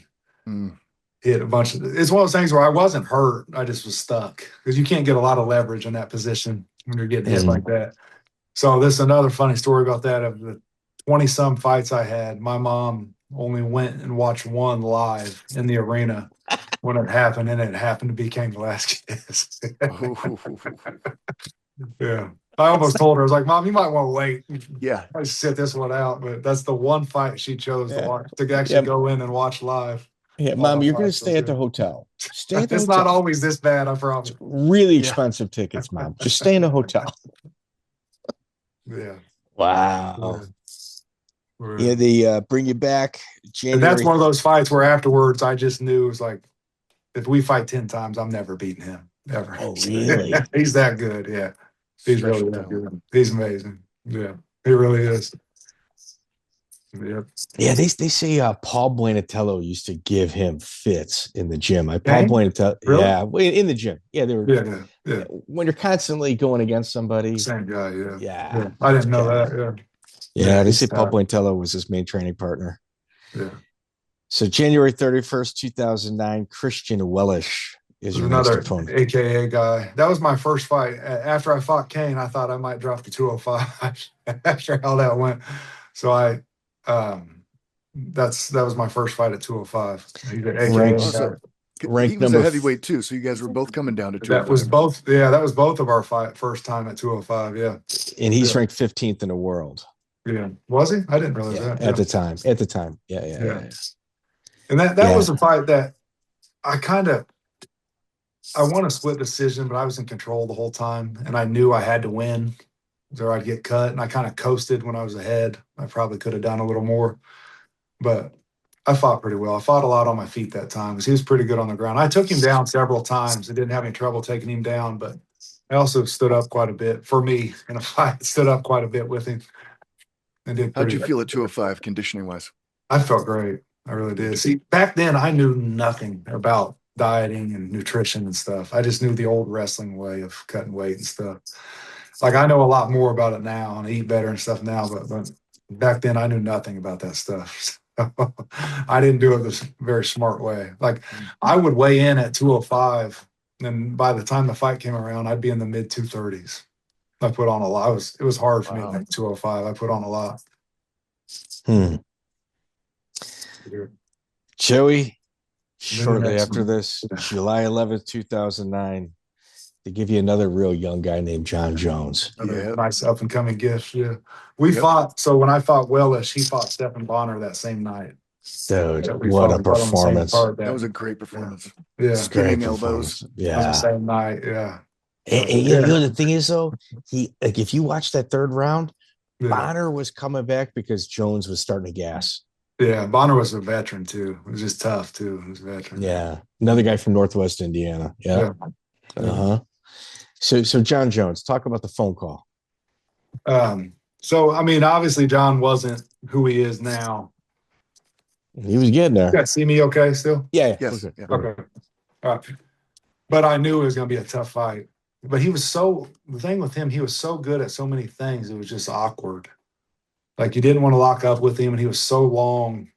But when I fought Jon, like I did, I don't know if you watch it, Mike, I did well against him. One second. Let me adjust my screen. There we go. You guys see me? Okay. Yes. All right. So I did well with Jon for who he is. I fought him young. I was his third fight in the UFC.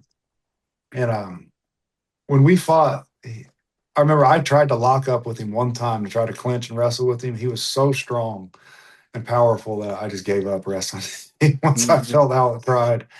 And it wasn't just that. He moves so well on his feet. He's so light on his feet, moves around so well, and his legs are so long and stuff. I couldn't get a shot off. I didn't even attempt one takedown the whole fight because I couldn't even get a chance to take him down. He moved so well. So I stood up with him we fought for about 8 minutes. We stood up the whole time. And I did well with him. The first round, I think I was ahead. It was close. And then I didn't beat him up, but I think I hit him more. And then I got in the second round. It was going the same way. I was hitting him with a lot of left hooks. I wasn't hurting him, but I was probably doing a little bit more. And then he faked a takedown and did one of those spinning elbows and hit me. And then I kind of think I panicked a little more than it hurt because I got hit by it. And I was waiting on one of those. I think I kind of overreacted and I took a bad shot and he caught me in that like front guillotine, the same way he choked Machida. That's how I lost. But for who he was, I did well with him for as good as he is. I did well with him. It was going well until that happened. So. And this is UFC 100. It was a big card. Huge card. Yeah. So do you remember what took place at, they had media workouts between him and Mark Coleman? Did it ever get back to you what took place between those two?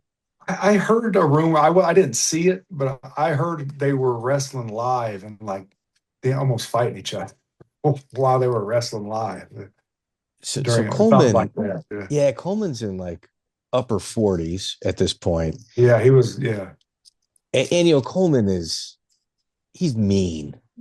See, I never met him. I never got to meet him. Really? Oh, he's one of my favorites. I loved him. Yeah, he was one of the guys I fought just like him. I loved him. He's one of the guys I looked up to. I've never met him still to this day.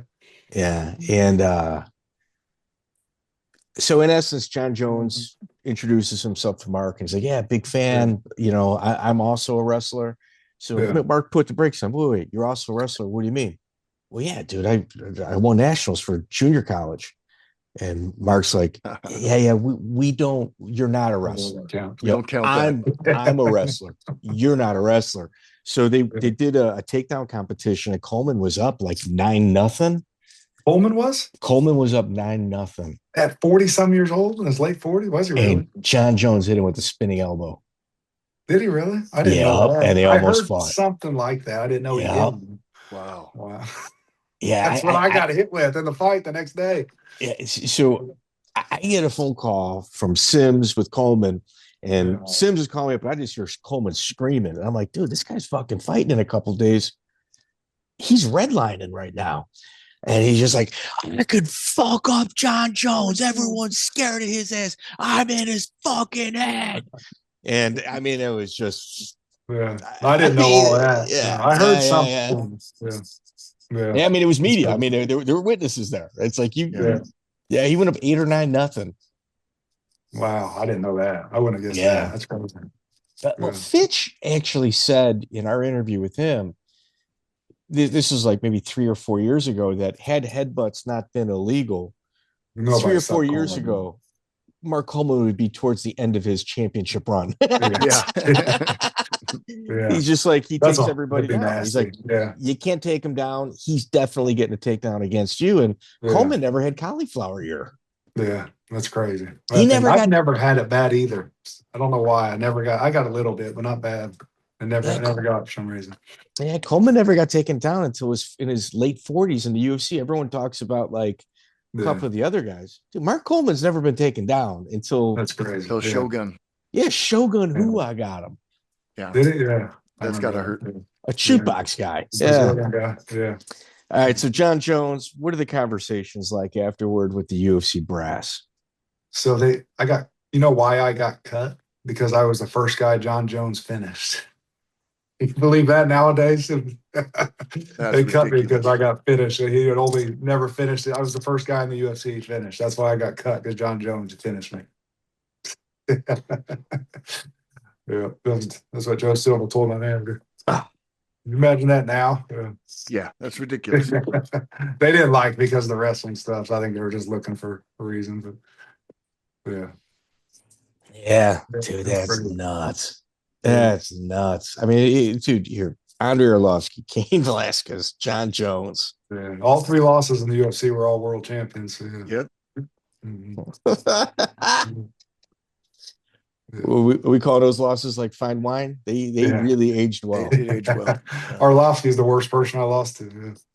Yeah. Mm-hmm. two-time world champion. Yeah.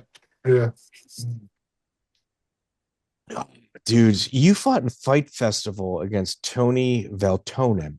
Yeah, in Finland. Yeah. And who was 21-9. He was a pretty tough cat, too. He was very tough. It's a tough dude. Yeah.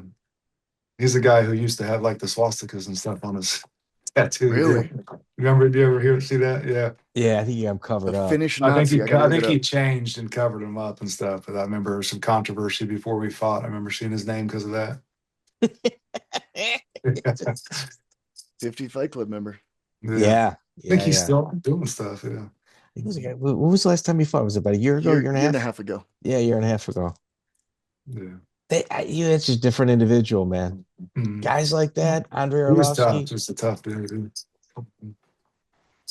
And then Gegard Mousasi, July 10th, 2010. That was a fight when the stuff I was telling you about before got. Yeah. I wasn't training or doing anything. They offered me a bunch of money, and that's probably on my whole career. That's the biggest regret I've got, taking that fight. Just party in Roppongi after that one? No, I didn't do anything. No, it's just a dark time. That was when I wasn't training or doing anything. They called out of nowhere, and I should have said no. It's not worth the money. Oh. Yeah, I hate that fight's out there. That wasn't me. I hate blame about myself, but I hadn't trained in forever, and just they offered me a bunch of money, and I had heard bad experience. I hate that, but yeah. Yeah, through the grapevine, it was, dude, he's going out there for a check. He's phoning it in. Yeah. I shouldn't have taken that. Yeah. Yeah, it was a bad time. You know what, though? It's like you got to go through that in order to get where you're at. Yeah, that's the one's hard for me to look at. But I didn't. Yeah. I don't have much to say. I can't say much. No, my fault. Nobody's fault but mine. But yeah. Yeah, I'm going to say at least you ended on a positive note. August 4th, 2012, a couple years later. I remember you fought James Straw on Eddie Marabella's show in Indie MMA. Yeah. So those two, I came back and was training for real. And where were you training at? Are you back with Lytle? A little. Matt opened a place, Mitrione, for a short period of time. It was still most of the integrated guys. Chris was there a little bit, I think, but he's kind of. I think they switched facilities. And it was kind of a time when we were kind of in between places. But still the integrated guys here in Indy. And I had those last two fights. I ended with 2 wins, which was good. Yeah. So Miodrag Petrovic, He's a Chicago guy, isn't he? He is. Yeah, dude. He's a tough dude, just tough. Big Russian-looking guy, tough guy. He junks cars. He's interesting guy, man. Interesting, like a former money collector. He looks just like you would think. He's got like the Eastern European prison tattoos, like the cathedrals and stuff, like from burnt rubber off shoes that were dug into your skin. So Flawless FC. Yeah, they had some financial issues. Did you get paid by them? I did. I got paid. My check cleared. Yeah. Did you cash it right away? I think so. I got it. Yeah, they paid me decent for that. I can't remember. I don't remember. I mean, the show was empty. It was empty. Yeah, there was nobody there that day. I don't know how they made any money. Yeah. But I got paid. It didn't bounce. So I mean, for people keeping track at home, Sang, who was a promoter, he's like this Australian, Moldovan guy. I don't know. He's the one that just stole money from Hector Lombard. Like if you go through Hector Lombard, that's him. That's him, dude. Yeah, he's a total fucking scumbag. 100%. I didn't know complete total piece of shit. Yeah. I kind of got that feeling a little bit. I didn't. He smokes cigarettes. Tells you he's like a Muay Thai coach. It's like man, no one's calling you coach. No one's calling you coach, dude. You're 110 pounds. Yeah. You got the Yakuza tattoos. You're not from Japan. Yeah. That's funny. Yeah, he's just a con artist. Yeah, total scumbag. You got Hector Lombard. I'm hearing 6 figures. Wow. Hector Lombard contacted me about getting a ride from the airport in the future when he figures out where this guy lives. Yeah. That's not a guy I'd want coming after me. No. And I'll Uber him. No problem. Mm-hmm. Yeah, that's wild. So here, Marcello Montero. Did you ever work out with him? Not much. No, I met him and knew him a little bit. I didn't do too much training Okay. with him at all. No. One of your training partners, Tony Ross. Yeah, Tony was that first cage rage fight. Yeah, wore his gloves. He's one of the first people I started with. Yeah, He's still around. I see him every once in a while. Tony passed away. Wait, Tony. Who am I thinking of? Tony. Okay, Tony was one of the coaches and passed. Tony was the bald-headed guy, bald-headed guy. He used to wear like sunglasses. Yeah, let me try. There's another guy that's an old school guy that was right around. Another bald-headed guy. He was at the Hammond, Indiana. I'll think of his name. Okay. Yeah. So Ross passed away about 5 years ago, I believe. Right? 5 to 7 years, right around there. Probably, okay. Yeah. And did you get along with Mitrione? I love Matt. Yeah, Matt's great. Yeah, Matt's awesome. I love Matt. Yeah, kind of a hard. I was there the first day Matt came into the MMA gym to start. Me and him sparred, and I didn't know he could fight at all. I was still in the UFC towards the end, and I knew who he was because he played football at Purdue before I wrestled there, so I knew who he was. The first day we sparred 5-minute rounds. I wasn't gonna let a football player beat me, and we tried to kill each other. He hits Matt. Out of all the people I fought and trained with, Matt hit harder than anybody. Not even close. I trained with a lot of good guys too, and Matt hit so hard. He really did. He hit me harder than anybody. He had sharp punches. He really did. With Matt, he gets on the Ultimate Fighter. I remember getting the phone calls from Lytle going, "Hey man, that's a hack job. It's a butchered him up." Yes, that was all of the act. Yeah, Matt's a great dude. He's a great dude. What he did was he kind of recalibrated and goes, "Okay, I got one shot at this." Yeah. Goes and trains full time and makes the deepest run out of anybody from that season. Yeah. Matt had a lot of big wins. If you look at his career, he did. He really did. He beat a lot of good guys. Yeah. Got to the finals of the heavyweight tournament in Bellator. Yeah, you're right. And he knocked Fedor out in Bellator. Yeah. He got Roman Zensov too. Yeah. Wow. Yeah. Mm-hmm. Yeah. Wow. What was training with Tito like? How'd you do against him in those? So when I was a kid, Tito was my hero growing up. Right. He's the reason I got into MMA. I love Tito. And then they called me. I got to train with him. We did a lot of wrestling. We would wrestle. He was more experienced MMA wise, but when we would wrestle, we would do best out of 5 takedowns. And one day he'd get 3 and the next day I'd get 3. We were real close. It was real close, the wrestling was. I loved training with him. It was great. He was married to Jenna Jameson at the time. My girl I was dating at the time loved that. But yeah, I got. You're muted, Mike. You're muted, Mike. Yeah, another hero of yours growing up. Jenna Jameson. I didn't say that. You said that. Aspect of life. Wow. How was your stand-up with Tito? I was brand new to stand-ups. He was a little bit better than me at the time. That was early, but I did okay with him. And it was pretty even. We were pretty close. He was a little better at the time. I was new. That's right before I fought Heath Herring, and it was right when he fought Chuck the second time. So who was more experienced MMA wise? Who was up at Big Bear with you? Was Tiki Goshen? No, it was me, Saul Solis. Remember his coach? Rest in peace. Away. Yeah. He was great. I loved him. Tito, there wasn't a lot. Justin McCauley came up a little bit, big heavyweight from that area. Yeah. Oh, yeah. And there was a kid from Texas that Saul brought named Eric, who fought in the UFC later on, years after we trained there. It was kind of up and coming at the time, a Hispanic kid who was a stand-up guy. I can't remember his last name now, but that was it. It was just Lozano? Eric Lozano? No, I'd probably know it if you said it, but it wasn't. Yeah, that was it. Yeah, it was a good experience. So it's a pretty small group of guys then. There wasn't many of us. I mean, most of the days it was me, Tito, and that Eric kid. That was about it. with the coach, yeah. And every once in a while he would have some other guys come in for a day or so, but yeah, it wasn't a big group.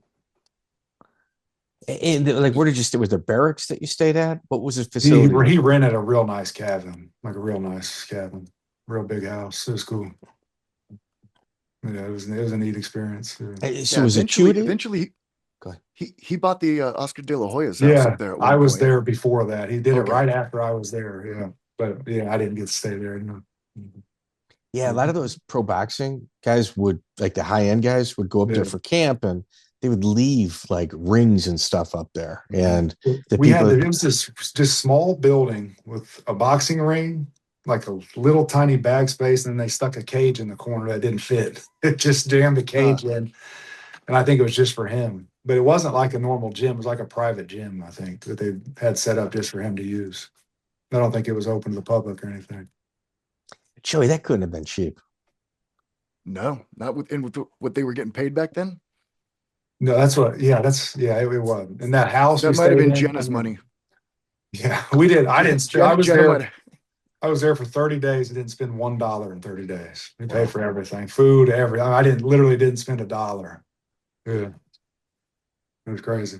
And that's right. If you're going to get a free sparring partner. Yeah, it was cool. And it was like, he was like, if you were a football player, grew up watching Tom Brady, that's what it was like for me to go stay with him. It was cool. It was neat. He was good to me. Wow. What would you say your favorite memory of fighting was? Definitely the Heath Herring fight. Was that win to upset something, to go a fight like that. I had no idea what was going to happen. And I had nothing to lose. It was kind of neat to go into a fight with no fear. I would rather be an underdog than be a favorite and all the pressure on you. But to win that night was cool, especially because Tom Erikson call you and thank you right after? No, he did. No. I don't know if he was mad at me because I beat him and he didn't, but no, he didn't. But that was definitely the best moment of my entire sport career ever. That was great. That was great. Wow. The paths that you cross with people that you would normally not, you just wouldn't run into. It's just so interesting. Yeah, it is. Yeah. Like you see doctors hanging out with guys that like take trees down, or plumbers hanging out. Especially at the gym, you got cops with people who commit crimes. Criminals. Yeah. Training, being friends together. It's a neat play. It's awesome. Everybody gets along. Yeah, there's like a respect that you. Yeah, it's wild. Yeah, it's interesting. Yeah, your career is something that I think oftentimes gets overlooked. And I appreciate you guys having me on, talking about all of that. I haven't thought about a lot of this stuff in 10, 15 years. Need to think about it again. So Kendall Grove, I've been Google. Kendall Grove wasn't with you at that point. No, with Tito. No, he wasn't there. I think he came up like for a day or two. I saw him. He came up for like a weekend once, but we didn't do a whole lot. Okay, a couple of days he was there. Yeah, it's cool, dude. Cool. All right. So if someone wants to get hold of Jake O'Brien, what's the best way to do it? So in India, I've gotten back into coaching and training. We have a gym called Top Level on the southeast side of Indy, which at our gym, most places you go, you pay to go to jiu-jitsu school, then you got to find a boxing gym and everything. We got everything in one place. We got jiu-jitsu there. We got Muay Thai, boxing. I do wrestling there. And you can do everything. We're open 7 days a week. It's called Top Level in Indy. So that's where I'm at. I do training. Who are the other coaches? Guy named Ian is the guy who owns the gym. Ian Ransburg. He's a Muay Thai guy, really good at Muay Thai. And John Campbell. And then the jiu-jitsu guy now is a guy named Chris Howell. He's a black belt in jiu-jitsu. He runs the jiu-jitsu program. It's great. We got everything. It's a good place to come. Is your brother getting back in there teaching at all? No. That's too bad. He's doing really well. My brother does really well with real estate and stuff. He's been doing really well. I need to get him back in the gym. So you pound on him. Yeah, right. Yeah. And Joey, good call lining up Jake O'Brien. Yeah, thank you guys. I appreciate it. I knew it was going to be a good one. I just wanted his story to be recorded. It's an interesting chapter of MMA. I appreciate reaching out. Thank you.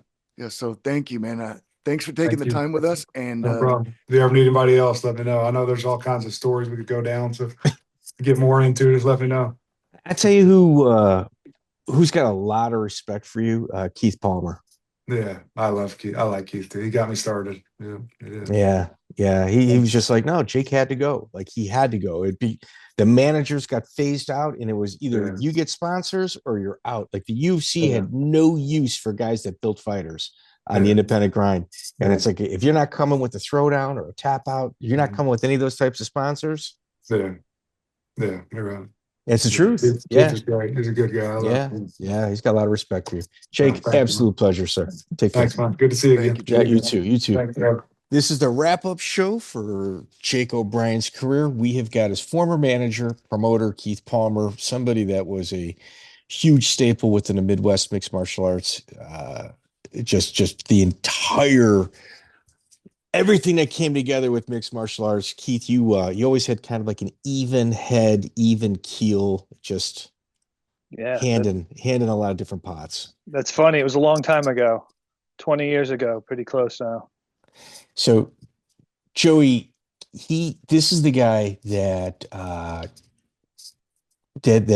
Chris Lytle went for stand up, and was in the corner when Aaron Riley and Chris had their fight, when there was like a fight between the families afterward. Right. It's a little slice of MMA history right there. Yeah, for sure. Yeah, I started working with Chris probably, I don't know, 5-6 months before that. I think the timeline's kind of a little rough, but yeah, he added that boxing arsenal, and not everybody knew he had it yet. So Tell us what happened there. I know there's a little funny story. Yeah, so I think he'd had like 1 or 2 pro box. I'll just take it back a second. Real funny, because I'll start off with his boxing career, if that's good. I had a boxing gym, and a bunch of the integrated fighting guys started coming in, and there's some tough guys in there, and everybody's like, "Oh, Lytle's tough, but he was raw, he was rugged, man, and it was just like, all right, yeah, you guys all tell me he's tough. And then I remember getting a call, and it was from my friend out at Top Rank Boxing, and he's like, "Hey, do you got anybody that's 168 pounds that can fight Friday night in Wisconsin?" I was like, "Yeah, I got a guy. They tell me he's tough. He's in the gym now. I can go ask him if he wants to fight."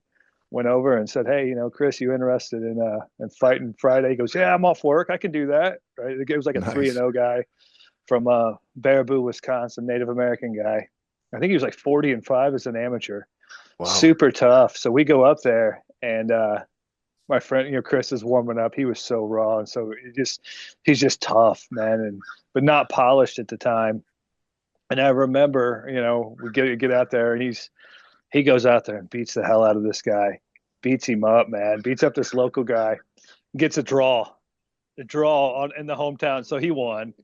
And it was real funny, because my friend afterwards, he goes, "Yeah, I saw him warming up back there." He goes, "I thought he was going to get killed."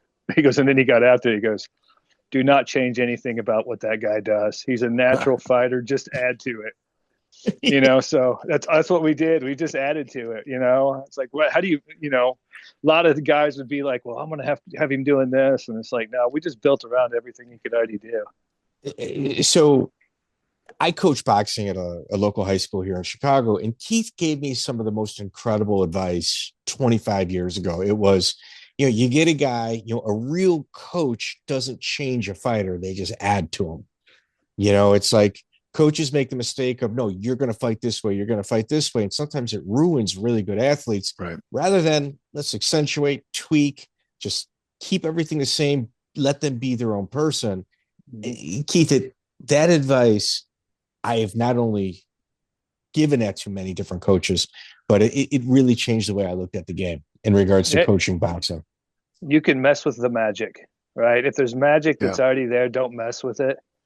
And we all want to get in there. We want to tinker with stuff. We want to change it around. And look, I'm all for, like, don't have somebody doing something where they're going to get cracked, right? That's you mask the thing, but you build around what they've already got. And that's the key to any building any type of fighter. What do they have? What are they good at? And you build around their strengths and their weaknesses, and that's what's fun. Every fighter's like a brand new canvas. And you get to kind of build off of that, right? As opposed to, there's some people that try to have every single fighter fight the exact same way. Yeah. And it's boring. It's boring, and it's, let them do their thing and just add to it. So Keith, we started off with a story with Jake in regards to his amateur career in Cage Rage. Yeah. The 3-man, 4-man tournament. Yeah. I got a funny. I want to hear what he said. Tell me what he said. He said there was a guy with one arm, and yeah. And that was the tougher fight, he said. Yeah. He said the tougher guy was the one-armed guy. Well, I'll tell you what was real funny, because he just, he was a phenomenal wrestler. I think he was a 3-time state champion. Is that right, Mike? Yeah. 3-time state champion. I mean, he was his shot was so fast. He'd take guys down like that. I mean, you saw it in the UFC too, right? And I don't know. You got to think I was only like 5 years older than him at the time, 4 or 5 years older. So I was young in this stuff, right? And we go up there, and I'm like, let's work on your stand-up, right? Let's work on your stand-up. And I'm like, dude, work on your stand-up with this guy that has one arm.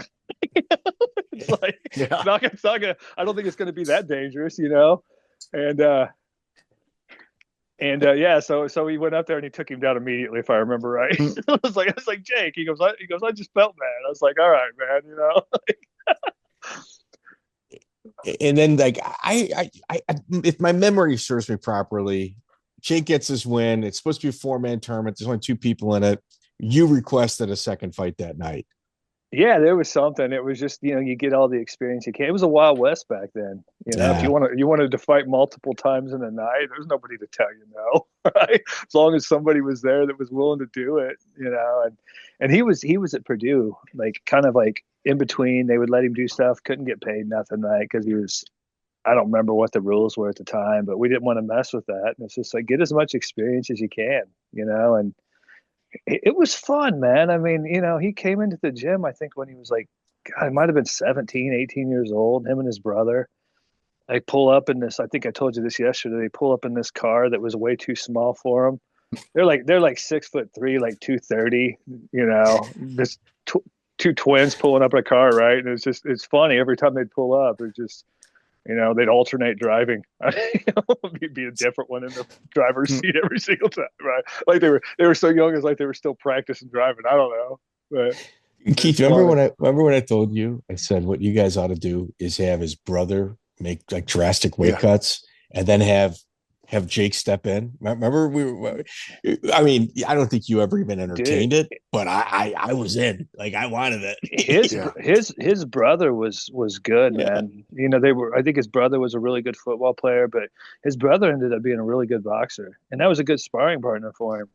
His brother's name's Josh, and won a couple Indiana Golden Gloves, went and did well at the National Golden Gloves, and yeah, man, those were fun times. Yeah, his first pro fight was with Pat O'Malley and Ron Faircloth at Madtown Throwdown. What were your experiences like with those two? Those guys, they don't make them like that, man. They don't make them like that anymore, for sure, not anymore, right? They were solid, tough, no nonsense guys, man. Intense. And you know what? We need more people like that on this planet, right? Because they just, I mean, they weren't going to give you problems unless you asked for one. And they'd lean into it. They'd lean into that problem. Yeah. If you asked for one, you were going to get one. That's for sure. I mean, and those, I got the highest amount of respect for Pat O'Malley and all those Wisconsin guys, man. Because back in 2001, 2002, I remember. I think the first time I met Dave Strasser was out at it might have. I don't know. I'd have to look it up. I think Nick Aguilar was fighting Yves Edwards. It was at UFC. Yeah, I don't know if that's the same one that Lytle fought Robbie Lawler, if that was a later one. I can't remember, but I do remember it might have been out in Connecticut or something like that. And dude, I love those guys ever since I met them off the bat. So just kind of like what you're dealing with, he's mentioned Brian Garrity. So if you go on UFC Fight Pass, watch Nick Thompson versus Josh Neer. Matt Hughes is the referee. It's in like some small Iowa bar. Josh Neer, if you listen to the announcers, he just needs this one win and he's going to the UFC. It was like, we can't believe it. This is his last fight before he goes to the UFC. And Nick Thompson goes on to just destroy Josh Neer, like takedown, slam, mounted, boom, boom, like 25, 30 punches. Matt Hughes would jump in and then stand it up and start the fight over again. And he does it like 2 or 3 times. And you see Garrity, who's a 145-pound fighter, going nuts outside the ring, puts this in between rounds, puts the stool down for Nick. Nick sits down, goes right over to Hughes, trying to fight him. Like Matt Hughes is Matt Hughes, and Garrity just like, you can hear it. I don't give a fuck who you are. Oh, what are you gonna do? What are you gonna do? Like trying to make Matt flinch. Like, what are you gonna do? What are you gonna do, Matt? Yeah, I mean, you're gonna cheat for your guy. And like when you look at like Pat O'Malley and Ron Faircloth and Dave Strasser, anything less than getting your ass kicked by Matt Hughes in a situation like that, you probably wouldn't be welcome back in the gym. Yeah. Right or wrong, Keith? 100%. And that's why I respect those guys. I mean, it's, those are the kind of guys, man, that, you had their back, they've got yours, and that's how it worked. I mean, it's just, there was a code, and anytime somebody has a code, man, and I'm like, you're fine in my book. You operate by a code, we'll probably get along. Bring us back to Aaron Riley versus Chris Lytle. Like, Chris at this time had never shown stand-up. He was just a tough, durable jiu-jitsu guy. And that becomes a stand-up fight. And there's a little backstory behind it, if you wouldn't mind. Yeah, I told you this story yesterday. It was real fun. So I'm watching all these tapes of Riley and, see him fighting Lawler and, Yves Edwards. I think, if I don't remember right, like, is that the fight he got like the roof of his mouth broken or something crazy? It was something insane. And I'm like, to me, Aaron Riley was just, there's no way you get Aaron Riley out of there, right? And we prepared. It's like, it's going to go the whole distance, right? But we planned on showcasing some boxing stuff because we've been working on it. And I told you this yesterday. I remember walking by the locker room, and the door was open, and I overheard, I believe it was Matt Hume, might have said, hey, Lytle's really good on the ground. Keep this standing up. And then I just went back to the locker room and I was like, hey, Chris, man, I don't even think they're going to try to take you down at all. And your whole stand-up game changes when somebody's not even going to try to take you down, right? You can open up so much more. And and then he went out there and we had a shot that we worked on all the time, step over left hook. And landed that step over left hook, and I saw his leg shake, and I was like, "Oh, well, I wasn't expecting that, right?" And then it happened, and it was down in Evansville, and that was Riley's hometown, and and nobody expected. I didn't expect that. Chris didn't expect that. He landed a good shot in perfect place, and then it got wild. It got wild in the crowd. It was, nobody was expecting it. But Aaron Riley's another one of those guys, man. I mean, they don't make them like that. Legend.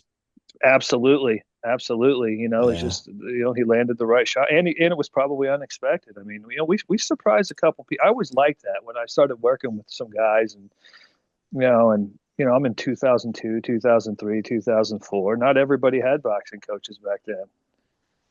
So it was fun. And you built a lot of fighters. So the dynamic of like when we saw Jake fight on the independent grind and then go to the big show, the entire like UFC paradigm had just completely changed in regards to people like yourself in your position. Yeah.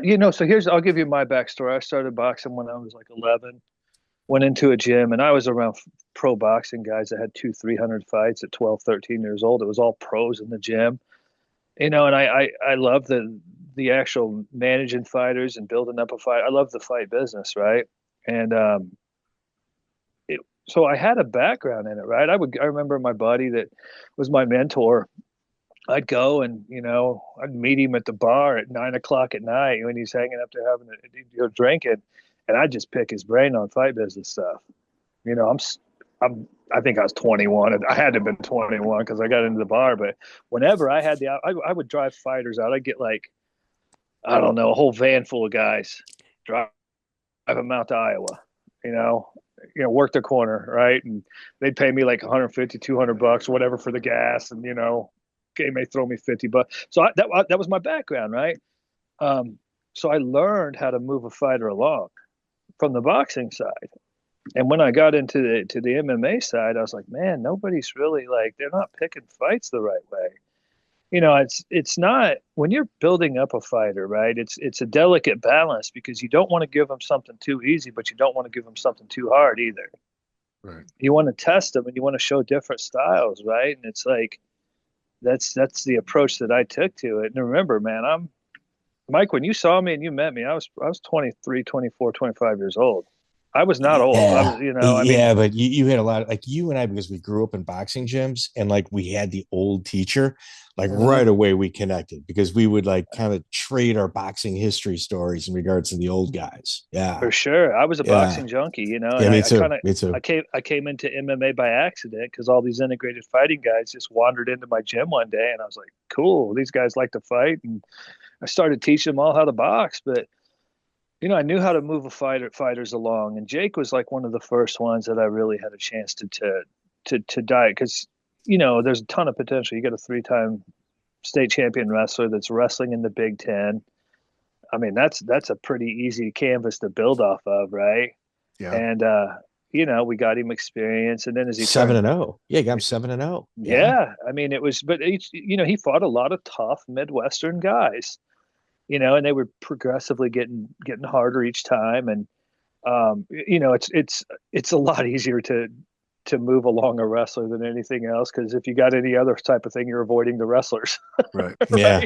That's the thing, is like, if I'm moving a guy along and he doesn't know how to wrestle, I would always avoid the wrestlers, because it's just, those were nightmares for guys that couldn't wrestle.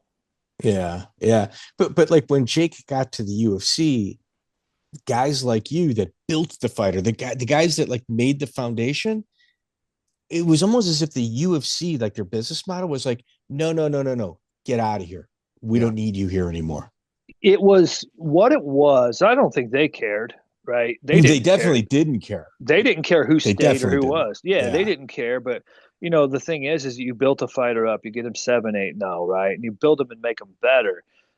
If you couldn't at the time sell a lot of sponsorship, once you got your fighter there, you weren't as really as useful to your fighter anymore, because you didn't really pick the fights once you got into the UFC. You couldn't.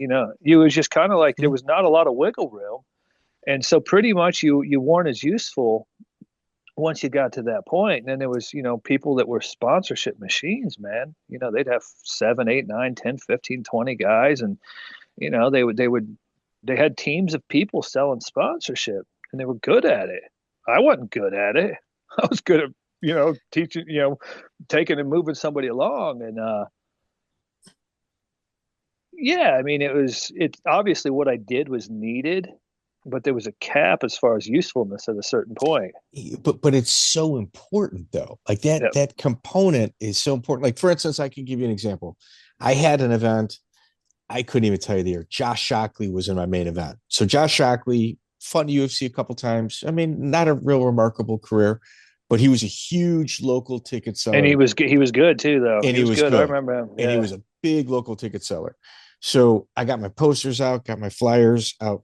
2 weeks. I'm waiting for him to get the contract back. For some reason, they're stalling on it. I don't know what it is. I got him the fight that he exactly needs. And they say, Josh got signed to the UFC. He's going to fight on the UFC the day after. Because my event maybe it was like on a Friday. He's going to fight on that Saturday at the UFC. So like in one of the questions that the UFC asked him was, well, you got a fight lined up. Can you get out of that? And they're like, well, we haven't turned in our contract yet. All right, good. So rather than just go, hey, dude, we're taking this. Here's $2,000 to pay for like a main event for you as a thank you, because you're building guys and you're bringing them along. Yeah. Nothing. Well, that's when the sport was the strongest, when it had a strong minor league. Right. Yeah. And that's really what we were. All these small shows that we had were minor leagues. And we were building up good fighters. And then, it was a fantastic pipeline. And I think, I don't really follow the UFC much anymore. I don't really know too many current day fighters, but I know at one point there was some good American fighters. Yeah. That were just grinding it out on local shows. You had good, solid veterans, and the more veterans you have, the more you can move fighters along, right? And I imagine there's not as many MMA fighters out there as there were. Illinois has printed less than 20 pro cards in the last 2 years. Less than 20. I'd say it's probably closer to like 10 to 12. So it's like, if you look at like Bilal Muhammad and what he's accomplished, he was never an A side. Like, you know how hard it is to build somebody when you can't bring them along? It's impossible. That's why Chicago MMA is dead. Like, which is insane. Yeah. There's people that it has train such a here. history. Yeah. There's people that train here, but they don't fight here. Yeah. It's wild, man. I mean, you know, it's like blue states make the rules for like the red state people in regards, because it's mostly red state type people that go to these MMA events. And when the blue state's in charge, they overregulate. Like the regulation in Illinois right now, it's so preposterous. You can't afford to do an event. Yeah. And, you know, I mean, obviously you want people to be safe, right? But at the same time, it's like you don't want to kill it. Look, fighting's an art, man. And it is. It's to me, it's raw, it's real. It's one of the when there's two evenly matched people going at it, there's not much better. No. You know, I mean, it's a struggle. I mean, that's as real as it gets, man. Not to use the old UFC line. I don't know if they still use it or not. But, you know, that, I mean, it is, man. It's there's something primal about it. So, Keith, all I can tell you is you did well by Jake. You did really well. Yeah. I'm glad to hear that, man. I like Jake a lot. And he's doing great. Yeah. That's fantastic. We haven't talked a lot. I mean, because I don't know what you got, how deep you guys went into it. He said he went through a dark period at one point. Yeah. Yeah. I mean, Jake and I kind of lost, you know, you kind of explained the model of what happened with me, right? And that was just me in general. It was going to happen, and it was inevitable. But yeah, man, I think Jake and I had a real good run together. I had a lot of fun working with Jake, and I wish I could have worked with him longer. I wish you could have worked with Nate Moore. I do too. Yeah, Nate Moore was another wrestling guy, 2 or 3 time state champion. That was a college wrestler at Purdue, super solid, super talented, and at the same time, I was working with. I was like, man, Nate, I could do something with Nate, right? And Nate moved out west, and so I didn't really get a chance to work with him a ton. He fought for me a few times, but he could punch, man. He could punch, and he was a solid wrestler, super strong. All he did was, it's like, if you look at his career, he's 8-4. It's just all murderers. Like it was too much too soon. And then you go to practice and he's the nail in practice because he's at AKA. So he's not being taught to win. He's not getting that mental kind of push. I mean, so at a certain point I kind of lost track of him, but he's somebody I always respected because he's one of the top 3 to 5 guys I've ever met potential wise. Yeah. Good looking kid. Yep. He was a monster, man. And super strong, man, super just solid. And I think there's some benefit obviously to being in the room he was in there, but I think at times, you know, when you have a fighter that maybe when they take a loss, and this is not just in reference to him, you got to figure out a way to kind of build confidence back up too. And that's important, man. And I think a lot of that's lost. There's been a lot of guys that just, you know, tough fight after tough fight after tough fight, and then they're out of it. And it's a shame. Yeah, but, and then you go to a room where it's all killers again, and you're still at times being the B side. It's like you got to shake that loss off. I'll tell you what, he's one of those guys that absolute monster, and a super nice guy too. Real nice guy, super just a good dude. And but yeah, he would have been an interesting one if he'd stuck around, and because I have no doubt that he did great anyway. He beat some good fighters. But he fell short. He fell short. He would have been fun. He would have been fun to kind of figure out, you know, how we could have moved him along and stuff. In all the fights in the Midwest, you'd have been super active. Like super well until we would have hit a certain point. Nobody wanted to fight him because he was one of those guys that nobody would have wanted to fight him at a certain point. I mean, I remember I brought somebody up, and I was always like this when I was making fights. I said, I'd call somebody up, and it's about relationships. And every time, if I had a guy that was a monster, I would tell the coach, I'd be like, this guy's tough. He's a monster. And sometimes, they'd be like, all right, well, cool. Because I don't want to burn that relationship. I'm not that guy, didn't do business like that. But I remember I'd call somebody up and be like, hey, I got this guy. He's a, really good wrestler, super solid. It was like Nate's first fight. The guy, so he's like, I don't care. It's all right. My guy's tough too. And his guy was tough. Do you remember John Troyer? Yeah, John Troyer was a savage, dude. Almost knocked Nate out. Yep. Yeah, but that was Nate's first fight. First or second fight, one of the two. I can't remember. I think it was the first one. Nate Troyer was legit. Yeah, he was a legit dude, but it was just like, I mean, you get the two toughest guys in an area, and you're just like, all right, yeah, our guy's tough. But I always took that approach. You got to be honest with people. Yeah. No matter what. Keith Palmer, it's been too long, man. Next time I'm in Indy, we got to. And dude, I see your brother at Bare Knuckle. We're back in July over at the Horseshoe again. Yeah, my brother. June, which is funny. I'm gonna give a shout out to my little brother, man. My little brother's going into the Indiana Boxing Hall of Fame. He's a big time. Wow. He's a big time judge now. How many world title fights has he judged? Dude, he started off judging world title fights in his 20s. He's a year or two younger than me, but he's judging the bare knuckle fights now too. I mean, which is funny. I'm completely out of the fight business. I've actually got a guy fighting in the Golden Gloves 2 nights from now. It's the first time that I have worked a corner for a fight in like 15 years, which is insane for me to think about. But yeah, I mean, at one point it was my entire life. I go through these phases in life, 20 to 30, and then it's like, yeah, I'm back full circle. But I got a great group of guys I work with. Have a fun time with it. That's good. Keith, you did an awesome job with Jake. I asked you to come with the interview. You said it wouldn't have been fair to him, and I appreciate it. Very unselfish of you, as you've always. Jake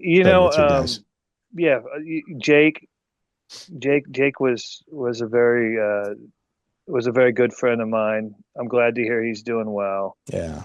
I have a lot of respect for him, his brother, his parents. They're good people, and I'm glad to hear. I'm glad to hear he's doing good.